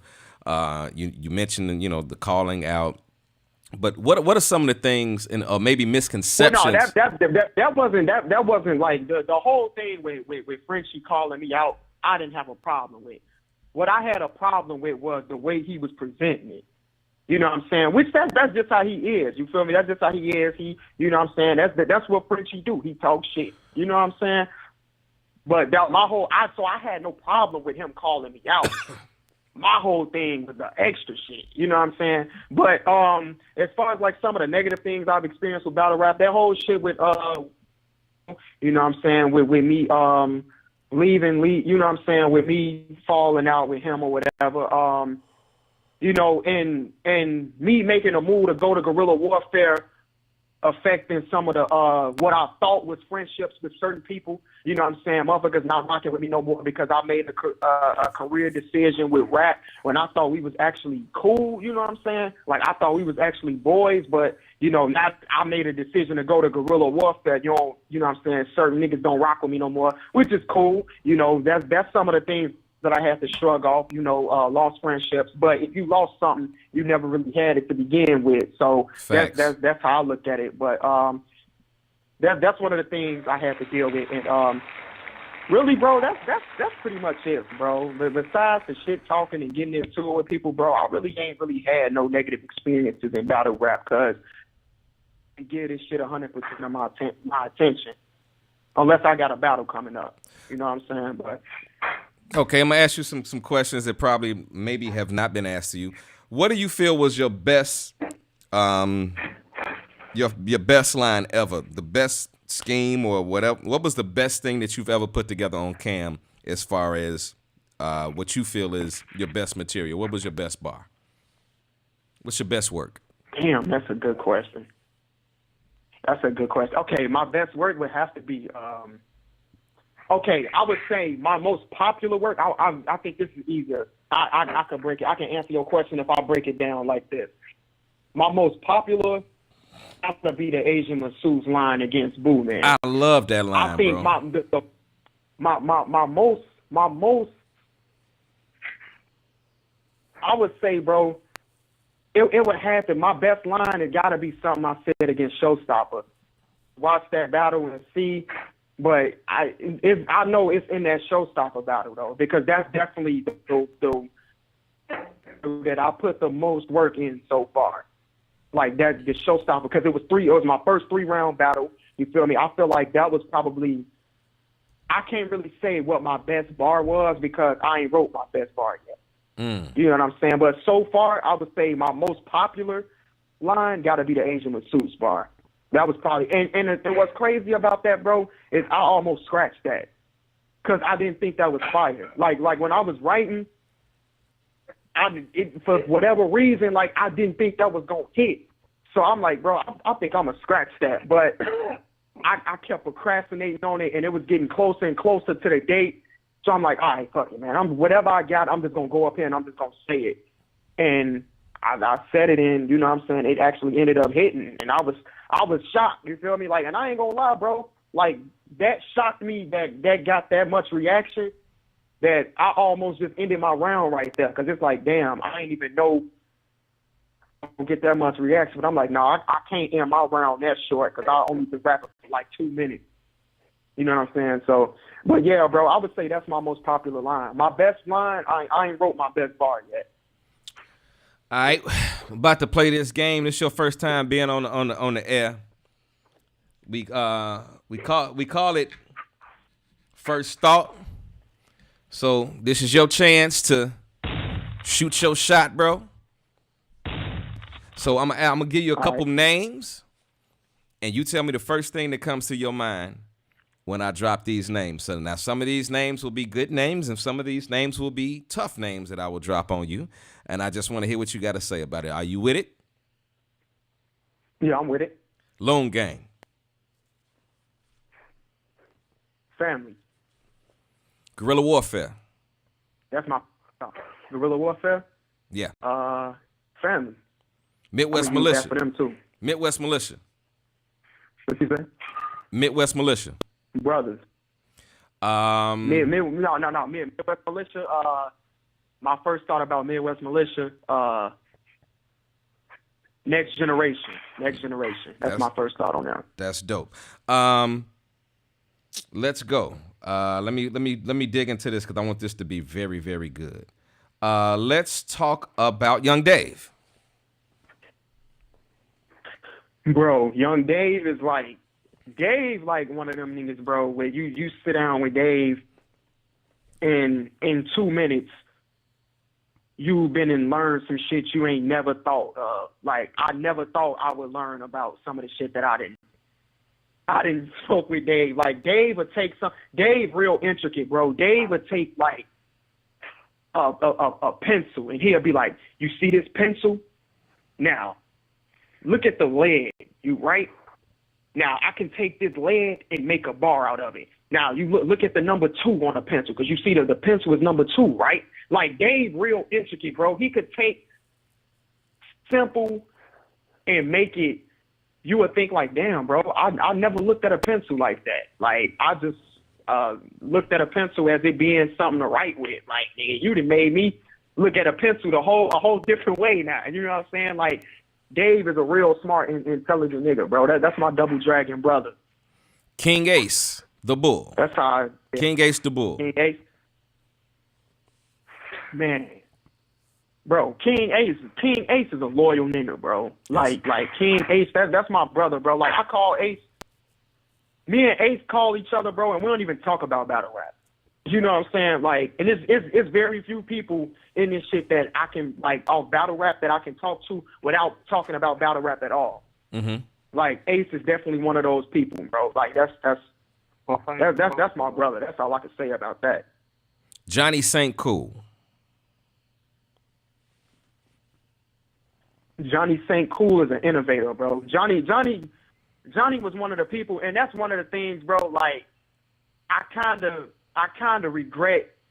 I don't regret anything I did in life. I feel like things were supposed to happen the way they were supposed to happen. But when I look at things, I kind of feel bad about the way I probably handled certain situations when it came to that DeMarco shit, because I felt like I did. Now that I look back at it, bro, I kind of felt like I did leave Johnny hanging. But it was like, bro, I didn't want nothing to do with dude. You feel me? And it was like, I feel like if I'm bringing material to that league, if I'm bringing A+ material to that league, he's winning. Like, because he can say, like, yeah, that's on my league and that's on my footage. And I didn't want to have nothing to do with him. And it had nothing to do with Johnny. You feel me? Johnny was one of the first people. Bro, Johnny hit me up and was like, bro, he basically like, bro, I believe in you. Like, when my Arcaz battle, bro, when everybody had me losing, he's like, bro, I already know you gonna go do your numbers. You know what I'm saying? So it's like, Johnny, I did kind of feel bad about that whole situation, but Johnny, my nigga, you know what I'm saying? And if he ever want me to battle on Midwest Militia, you know what I'm saying? If it's something that's worthwhile and it's within the range of me, if it's in the right timing, then yeah, I definitely, you know what I'm saying? Johnny, my nigga, bro. Like for real. Johnny an innovator though, because Johnny took something he made something from nothing, bro. Mm-hmm. Like he was just a cameraman at first. You feel me? Like now he a whole league owner with one of the most successful leagues in Chicago. You feel me? So that man an innovator, bro. Respect to Johnny. DeMarco Dixon. You know what, bro? We in a new year. You feel me? So I'm not even gonna say nothing bad about bro. You feel me? Like I'm not even gonna throw dirt on his name. I just say like, I just look at that whole situation as a lesson learned, bro. You know what I'm saying? Like, it's just certain people in the world that's just not gonna gel with, bro. And he's just one of them people I just can't rock with. Rush Danja. Hey, y'all niggas on the line, y'all better shut the fuck up or mute y'all phones. Y'all will get fucking hung up on in this motherfucker.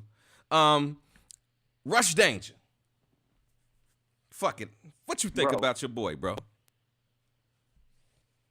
What can I say, bro? What can I say about my nigga Rush Danja, bro? I could, like, you another one of them, like, you loon, you feel me? You another one of the people who I put into a category where I could call you or you could call me and we talk about shit that have nothing to do with battle rap. You know what I'm saying? I pull up to your crib or something, you know what I'm saying? You, whatever it is, bro, like, you got me. You feel me? Like, and you know what I'm talking about in certain situations, bro. Then we ain't gotta talk about it outside of battle rap. Yeah, we ain't gotta talk about it. So it's like, yeah. So I put you in the same category as I put King Ace, as I put Rio. You know what I'm saying? Niggas that I could like really chop it up with outside of battle rap. You know what I'm saying? So you already know how that goes, bro. Okay, I gotta hit this one. Cut Eastwood. Man, Cut, damn, that's a good one, bro. Smart, bro. Cut a mastermind, bro. And I'm going to tell you why Cut a mastermind. Like, he recruited me, Ace, and Rio when nobody knew who the fuck we was, bro. Like, nobody, and he kept saying it, bro. He like, bro, this a dream team, bro. Like, like, I already know what I got. You feel me? Like, Loon Gang, like, he, for whatever reason, bro, he a mastermind, bro. Like, cut another one of my Loon brothers, bro. Like, you know what I'm saying? You naming all brothers, Rush. This too easy, bro. This too easy. Okay, I'm gonna get tough with you then, because Steve Staples. Staples. Quite a character, bro. Like he an individual where you gotta really know his personality to understand him, bro. And I don't really know him like that. You feel me? So it's like I have had conversations with him in the past. You feel me? But it's like he one of them niggas like you never know if he joking or if he for real. You know what I'm saying? Cause like I had you know. Me and him got into it on your radio station before, you know what I'm saying? But I saw him at the Danger Zone event, you know what I'm saying? And we chopped it up and it was hash. You know, it was a misunderstanding or whatever. But, you know, I really don't know him. But when I first saw him, I'm like, bro, I thought he was a fuck nigga, bro. Like, I ain't gonna lie. Like, that was my initial thought about him. Like, fuck this nigga, bro. Like, you know what I'm saying? But after all, bro, it's like, I really don't know him like that. You know what I'm saying? So, yeah, but my initial thought was I thought he was a fuck nigga. That was my initial thought about him. Danger Zone Battle League.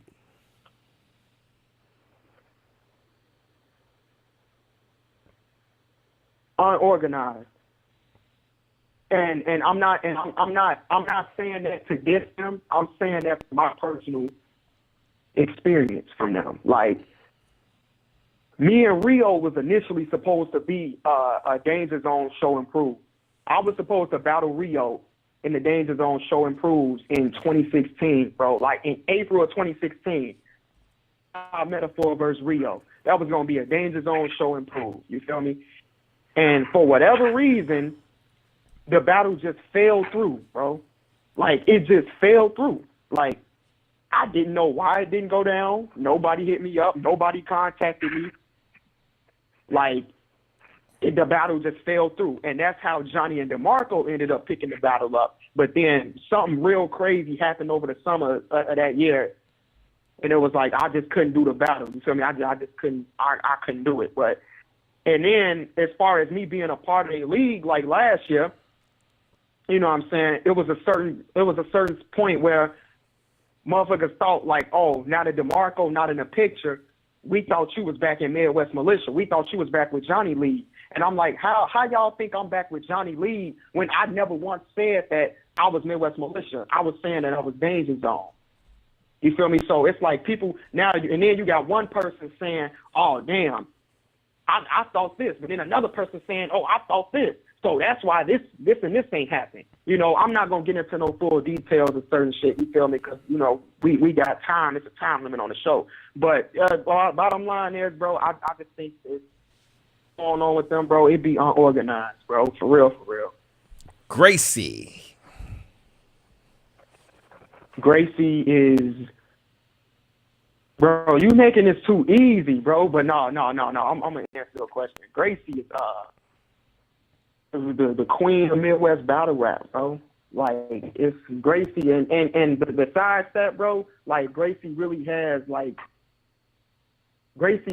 become one of the people that I look up to, like in this battle rap shit, bro. Like one of the reasons why I joined Guerrilla Warfare. Well, the reason I joined Guerrilla Warfare was because of Gracie. You know what I'm saying? I saw how Gracie operate, and I saw Gracie thorough. She gets straight. Like, if she don't fuck with certain shit, bro, she gonna let it be known. You know what I'm saying? You're not gonna have to wonder if, okay, well, am I on good terms with her or am I on bad terms with her? You gonna know. Whereas if other motherfuckers that won't say nothing. You feel me? You already know what I'm talking about, right? Yeah, I know. You know what I'm saying? But Gracie, on another note, bro, Gracie one of the realest people I done met. Like, period. You know what I'm saying? Not just battle rap. She definitely one of the realest people in battle rap, period. But life, you know what I'm saying? Like Gracie definitely I love Gracie, bro. Like Gracie, that's definitely my battle rap mother, bro. For real.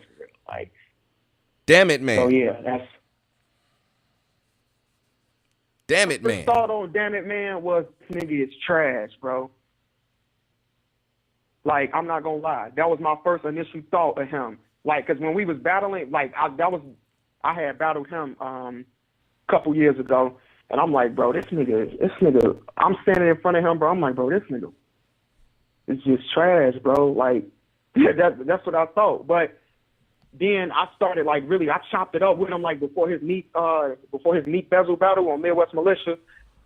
And it was like, bro, I really chopped it up with him, and I really, like, got to know a little bit about him. I'm like, bro, this nigga, damn it, man, nice, bro. Like his pen, like, listening to him, I'm like, bro, he actually got a pen, bro. He just don't have no presence, though. He just don't have no presence, and he don't have no delivery. You know what I'm saying? But my first initial thought, I'm like, bro, this nigga need a lot of work, bro. For real. But that's my nigga, though, bro. Damn it, man, my nigga now, though. For real. I'm going to ask you a real quick question before I move on to the next one. How do you think he's going to fare against Primus this Saturday? I want him to win that battle, bro. I want him to win that battle so bad, bro. Because Primus think that this is just going to be a walk in the park, and he think that he's just so much better than Damn It Man, bro. And in reality, Damn It Man actually has a better pen than Primus. But Damn It Man don't have no delivery. He don't have no aggression, and he don't have no cadence. You know what I'm saying? So it's going to look like Primus just going to body him, bro. But I want Damn It Man to win that battle, bro. For real. Okay, Boo Man the Hustler. This nigga got a lip ring, bro. this is a grown man with a lip ring, bro. No, I'm just playing. Boo Man, my nigga, though. Boo Man a 100 nigga, bro. Like for him to have us to have our battle and he messed up, you know what I'm saying? He was still promoting the battle. He was still sharing it, you know what I'm saying? He was still like, yo, Rob did his numbers, bro. Like, you can't do nothing but respect a nigga like Boo Man, bro. Like, Boo Man is 100 for real. Like, I rock with Boo Man, bro. Boo Man gonna be tough, bro, for real. Like, he getting better and better every battle. And that's the thing. Like, that's how I am. I want to progress every battle. See somebody progress in every battle, you can't do nothing but salute them. But yeah, bro. My first initial thought was like, bro, this a grown man with a lip ring. But no, Boo Man 100 though. That's he another thorough nigga. Like, Boo Man another thorough nigga. Fink Funk. You say who? Fink Funk. Fink Funk, the ogre. Bro, Fink, my initial thought about Fink was this white nigga at every event, bro? Who is this white nigga that this tall white nigga that's at every event, bro, rapping Isloo with the Isloo shirts? Bro, Fink another one, bro. Fink is my GW brother, bro. Like for real, like Fink.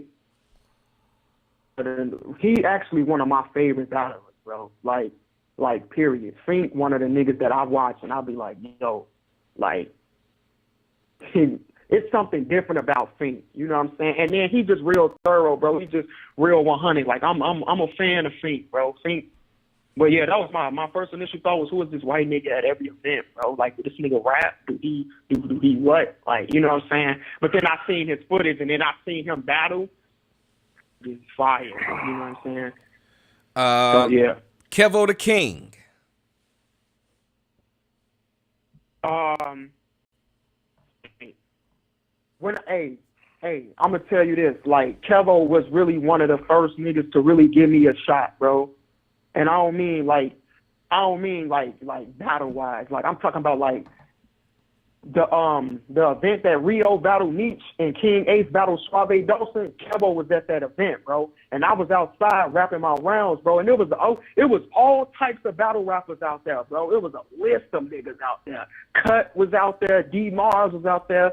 Fink Funk, Merc, Steve Staples, Rio, Relly Rail, all of, bro. It was a Rock. It was so many battle rappers out there, bro. I was out there rapping my round, bro. Kevo was the only nigga that stood there and listened to my round the whole way through, bro.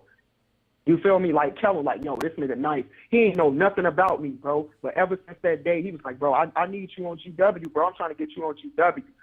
You know what I'm saying? Like, so that resonated with me. I smoke Kevo boots, so Kevo know we be trolling each other, bro. So Kevo, bro, just know I smoke you. But no, that's my nigga though. But yeah, bro, Kevo, that was my first thought about him. Like, bro, this nigga 100, bro. Like, cause I really appreciated that. You know what I'm saying? Cause and that's another thing. That's another reason why I consider myself a rookie and I rock with niggas like, you know, Shastafa and, you know, Senegad and Andrew, you know, niggas like that, because I was that nigga at one point. I was that nigga that was, nobody knew who I was. I was just at events, you know what I'm saying? And niggas, you know what I'm saying, trying to get somebody to hear me rap, you know, trying to get a spot like that. You know what I'm saying? So, and Kevo stood right there and listened to my round, bro. You know what I'm saying? I appreciated that. So, Art Cash. That's Kevo right there. Art Cash. Goofy clown nigga. That was my first initial thought of him, because Art Cash trolled me so bad before me and him battled, bro. Yeah, he did. Like, Art did the most and that was one of the reasons why I went so crazy against him, because the build up of that battle, bro. Y'all don't know. This nigga Art took a fake letter. This is when Cut was locked up. This nigga wrote a fake letter to Cut pretending that he was me, bro. Saying like, oh, Cut, you know, I can't wait till you get out of jail and shit like this, and don't nobody believe in me. Like, Art did all types of crazy shit, bro. Like, Art out of me, bro. But that was my initial thought of him. But Art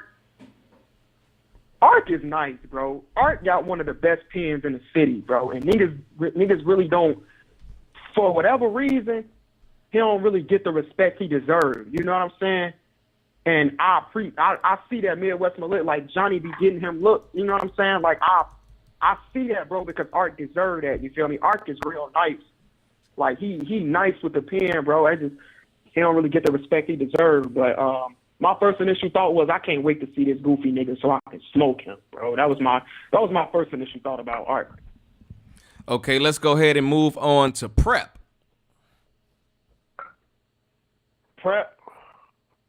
I ain't gonna lie, bro. Prep was there was a time where Prep was one of my favorite battlers, bro. Until he got smoked by Chilla Jones, you feel me? But no, I ain't gonna do Prep like that, bro, because Prep did show love, you feel me? But no, that was my initial thought though, bro. I'm like, damn, this nigga got killed by Chilla Jones. But the first Prep battle I watched was Prep versus Dot. That was his PG battle versus Dot, when Dot did the Beretta shit. That was the first time I seen Prep. I'm like, yo, this nigga Prep nice, bro. But I'm a kill Prep though. I'm a kill him. That's my thought. I'm a kill him. Like, don't call me out in my city, bro. Like, yeah, he think did. You just finna just walk away, bro. And then he got on live with you and was talking real crazy, bro. Yeah. Crazy when you went live with him, bro. I'm like, oh yeah, you think it's sweet, like, you know what I'm saying? So he did the ultimate dummy, like Prep. He did the ultimate, like remember earlier when I was like, all you got to do is say I'm not on your level. That's what I was just thinking about. Above that.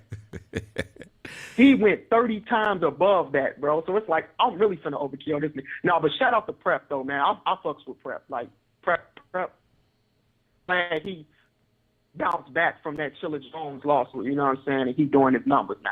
You know what I'm saying? I appreciate him for even acknowledging who the fuck I am. You know what I'm saying? Because he didn't have to do that. So shout out to Prep, you feel me? But yeah, I'm going to smoke his boots. Young Cannon. At first, I ain't gonna lie, bro. I ain't really think nothing of Young Cannon because every time I saw YK, like at an event, he ain't never really say shit to nobody. Like he'll always just walk around on the event, you know what I'm saying? I low-key thought he was one of them niggas that was like, thought he was too good to really like talk to certain niggas, you know what I'm saying? Like, oh, I'm Young Cannon, I'm on URL, I'm Cave Gang, you know what I'm saying? Because I've seen him a few times, you feel me? And he was like standoffish, you know what I'm saying? But then I realized like that's just the type of person he is, you feel me? It ain't like no niggas or nothing like that, you know. But YK, you know, after I started like getting my recognition, bro, YK really was one of the ones who really be shouting me out, bro, and he be shouting me out. So YK thorough, bro. I fucks with YK. But at first, I'm like, this nigga must think he too good or something, like to really like niggas. You know what I'm saying? That was the vibe that I was getting from him. But no, I was wrong, though. KD, this nigga voice sound like when you take a pen and just scrape a chalkboard at school. Like, that's how his voice was. But his bars is impeccable. Nah, KD, my nigga, bro. KD is one of the best pens in the Midwest, bro. Like, hands down. I'm gonna do KD is my nigga, bro. Like, yeah, that's my nigga, bro. I'm gonna do just a few more, and then I'm gonna get back to our phone callers because I think they might have a couple more questions for you. D Mars. I ain't gonna lie, bro. I did not like D Mars at first, bro.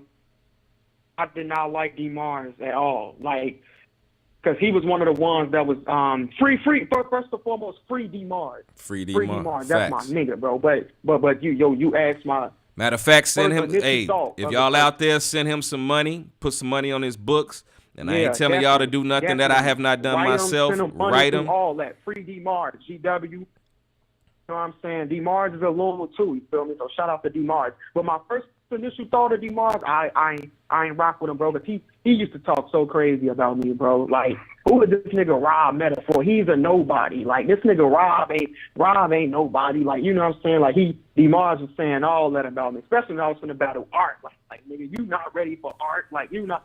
But D Mars, like, that's my nigga though, bro. D Mars another one of the people that's just his natural. He just talks shit, bro. You know what I'm saying? That's just what he do. Free D Mars though, bro. Free D Mars. That's my nigga now though. Loon. Yo, man, I'm going to go ahead. I'm going to mention the last 4 names because they online right now. I want you to Prince Send the God. Send the God, this nigga got crazy potential. Andrew Banks. Crazy potential. Andrew Banks need a little bit of work, but he got crazy potential. Suave Dawson. First time I seen him, he battled Ace, bro. Him and Ace had a clash. I'm like, yo, this nigga is fire, bro. That was my first thought of him. I don't know if you've seen any footage, but let's talk about Jones the Dream Killer. Damn, I don't know, bro. I honestly don't. I know he loon, but I never had a real conversation with him, bro. Like, and I never heard him rap. So I really don't know. I just know he loon gang, you know what I'm saying? So he 100 in my book, you feel me? But I don't really know him like that, you feel me? Because I never got the chance to like talk to him or, you know what I'm saying, hear him rap or none of that shit. So I really don't know too much about, bro. Jones, are you online, my brother? Jayon, Yo. talk to me, nigga. You wanted to get on air? Don't be sitting up here talking about some yo, nigga. We got 15 minutes in the show. Let's talk. What's good, bro? Jayon, what's good, bro? Y'all can hear me? No, nigga, we can hear you. I'm just making sure, man. Hey, yeah, yeah, what's up, Rob? What's good, bro? Ain't shit, man. I know a lot of motherfuckers ain't heard from me yet, man, and it's I'm waiting for the time to really meet up with y'all niggas, man. But on the 28th, a lot of niggas gonna see what it is, bro.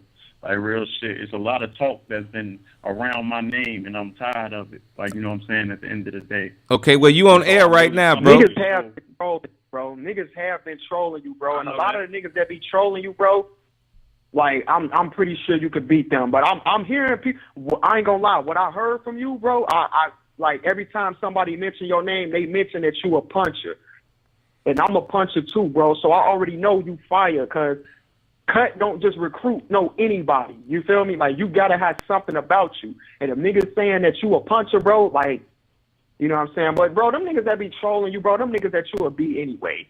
You know what I'm saying? Like, I ain't gonna name no names of niggas that be trying to troll people and they average as fuck. But you know what I'm saying? It is what it is, bro. I'm so salty that I'm gonna miss that event on the 28th too, bro. They had hit me up about battling on that event too, G, and I couldn't even do it because I got a prior engagement coming up on that event. You know what I'm saying? So, but yeah, bro, I'm definitely looking forward to seeing your work though. Who you battling? I'm supposed to be battling Duke. Duke, actually, the battle rapper. That's gonna be a fire fight, bro. That's gonna be a Duke, because what Duke just did, Duke just showed his ass a couple weeks ago. So, you know, I really want to see that fight, man, and because I'm a fan of both of y'all. Like, for y'all that have not seen the footage of Jay Owens, go look up Jay Owens and Charlie Ward. Who was y'all battling, man? Who? Tell them where to go find that battle, bro. Trap House Philly page. YouTube link, man. You know, it's me and Ward versus E-Monster and KO. But hey, the thing is that people don't know is at Danger Zone, I faced Mega. You know what I'm saying? Which is Duke's cousin, and I killed him. And that's a fact. You can ask anybody. You know what I'm saying? Which the footage ain't gonna drop. I really don't want to rematch him because I already beat him. You know what I'm saying? Let's be honest.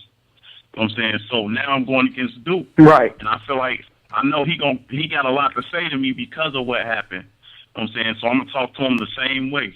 If he come in there playing, he getting fucked up. Period. Well, let's do this real quick, because it's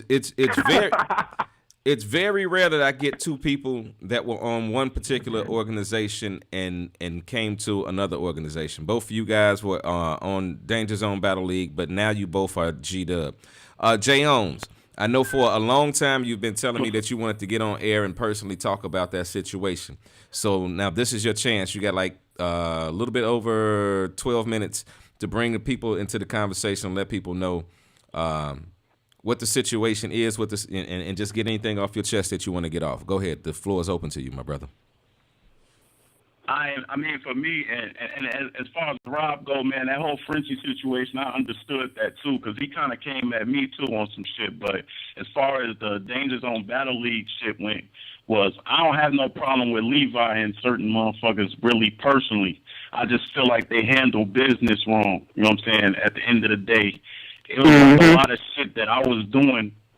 It was a lot of shit that I was doing for them as a battle rapper from the outside too, like, you know, bringing shit to them, and they was fucking up the business, and it was making me look bad too. So I'm like, you know, I need to go elsewhere where it's gonna make sense. You know what I'm saying? And then it's crazy because Frenchie came talking about some shit that didn't have nothing to do with him. You know what I'm saying? I'm like, what are you talking about? Why? Since when do I have to have your approval to move around like I want to? When? Right, it was just a lot of bad business. You know what I'm saying? It was a lot of bad business as far as the to improve footage that didn't drop. I was ducked from a lot of shit. You know what I'm saying? And I just got tired of it, and I moved where I felt that I would be more better at. You know what I'm saying? There wasn't no shot at nobody else. I didn't want to say nothing bad about them. You know what I'm saying? But hey, since we talking about it, we talking about it. You know what I'm saying? Well, let's be very clear. I want to be very clear with people, because there was a time that Jay Owens and myself had a conversation prior to, and this is right around the time when Cut came over to Guerrilla Warfare, and basically all the loons made a decision to come over. And one thing that I could say about Jay Owens is that Jay Owens decided to stay with Danger Zone because he wanted to be loyal and didn't want it to seem like he was just jumping ship and not being loyal to the opportunity that they had presented to him at the time. So, in his defense, Jay Owens had a couple months to move over. He had been, propositioned by Midwest Militia to join Midwest Militia. The G-Dub conversation had been out there, and he decided to stay. It was not until, if I'm wrong, you correct me and let me know if I'm wrong. It was not until Turf Wars 5 where it really began to leave a bad taste in your mouth because you didn't get your battle that night. On top of the show improved that didn't come out. I think those are some major deciding factors of what made you make that move. So go ahead and elaborate on it a little bit more. Yeah, that's exactly what happened, man. And then behind the scenes, there was some other business that was kind of, it was kind of fucked up by them. You know what I'm saying? Not communicating. Communication-wise, they are not good at that. You know what I'm saying? And they should have communicated more about the battles that wasn't being dropped. You know what I'm saying? And I'll say that to their face. You know what I'm saying? I'm not here to bash them, but hey, it's a lot of things they need to work on. And until they work on that, they're going to continue to lose artists and battle rappers. And that was my whole thing, bro. That was my main thing, was communication, bro. Say this, bro. I'm gonna tell y'all, I'm gonna go ahead and just say it, bro. What really made me make my decision to leave was, okay, Danger Zone got a group, right? They got a special page where it's they staff and it's they battle rounds, right?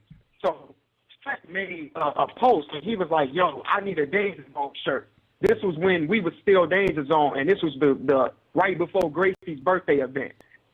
So Cut was like, he put in that group, he was like, I need a Danger Zone shirt.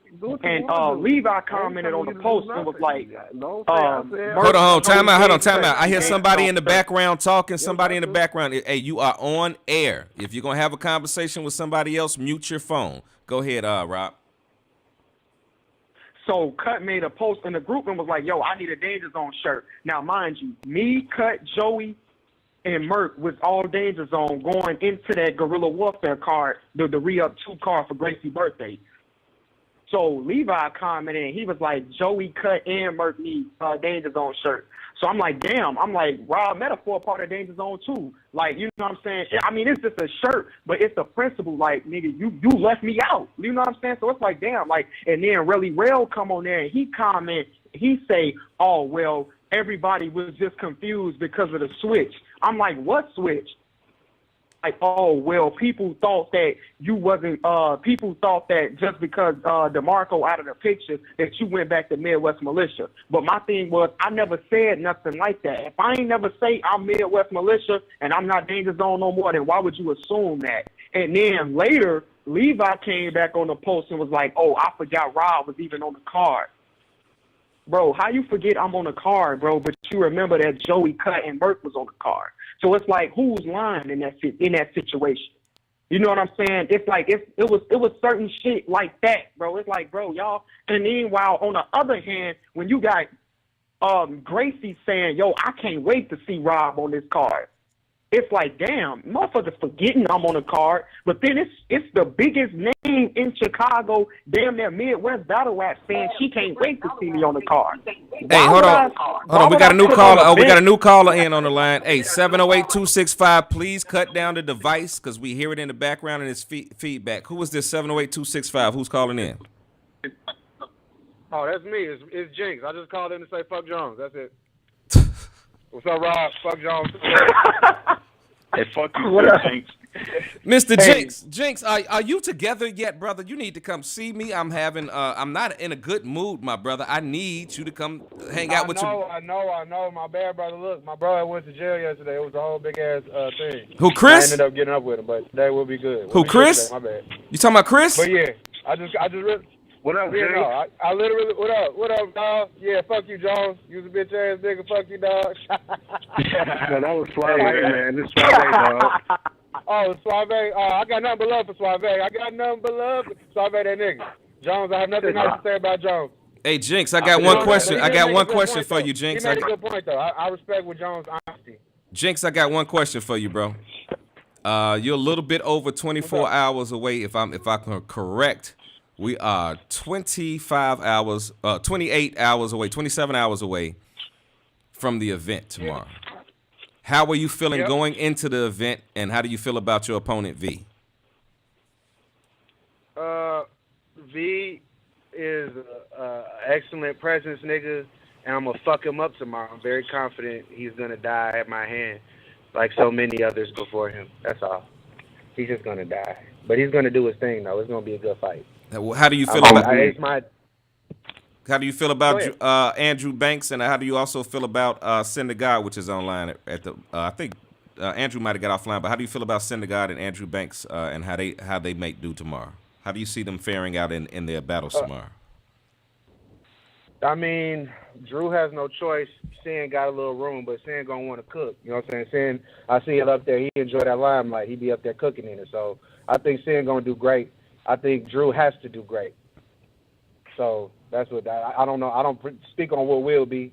I ain't as Cleo, but I do have my feeling that I just do know what is, and Drew ain't got no choice. He better cook up there. I'm gonna ask you a quick question, because that's very interesting. You said you feel that he has to win tomorrow. He doesn't have a choice.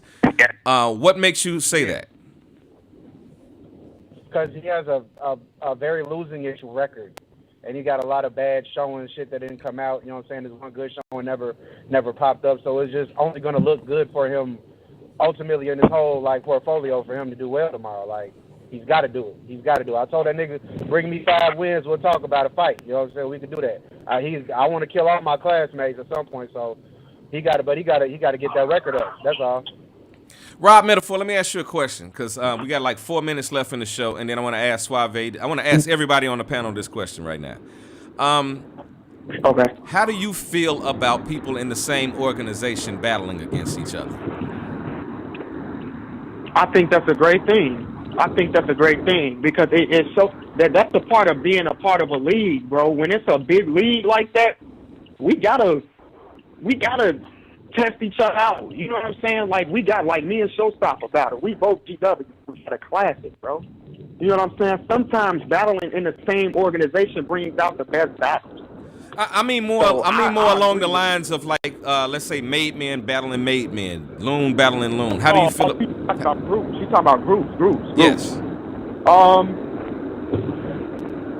Somebody in the background with a lot of noise. Is somebody outside? I'm with that, but I don't know, to a certain degree. If we did it like how Body Gang did, like all of them, it was an event where they was like, we just gonna battle each other. You know what I'm saying? Like, I agree with that. Say that, but no, I'm with it, bro, because I said I'll battle Young Bars, and supposedly Young Bars, well, whatever name he's going by now, he's supposed to be Loon Gang. So I said I'll battle him. You know what I'm saying? So yeah, I agree with it. If it's two people that think they fire, you know what I'm saying, and think they want to battle each other, I'm with it. Shit. Suave Dawson, what do you feel about it? Quickly. Okay, we don't have Suave. Who are we Suave still? Not on the line no more. Yeah. Okay. Well, no, I see him online, but he just not there. Hey, listen, we getting ready to wrap this show up. Hey, Sincere, you got any last words? No, they didn't hung up. He talking. He just, he talking it. He ain't talking with his chest. That's all I got to say. Rob Metaphor, give us some last final words. We're about to get up out of here and end the show. You got 1 minute. Oh man, Rush, I appreciate you opening up the doors, bro. And that's shit. That's pretty much all I got to say, man. Y'all niggas cook tomorrow. Good luck to everybody on that card tomorrow. I don't think I'm going to be able to be in the building tomorrow, but good luck to everybody that's on the card, and salute the Midwest Militia and Rush Danja. Hey, y'all already know what it is. It's G-Dub, Gracie Gang, Midwest Militia. Move in and move the fuck around. Welcome to Death Row. It's motherfucking an MTB thing. Money to blow, made to bill. We up out of here. This is the Rush Danja Show.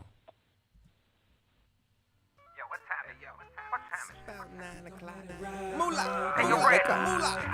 Yo, is this thing on? Is this going? Where's Wallace? Where's Wallace? Radio Network. Rush Danja. It's the Rush Danja Show. Let's go.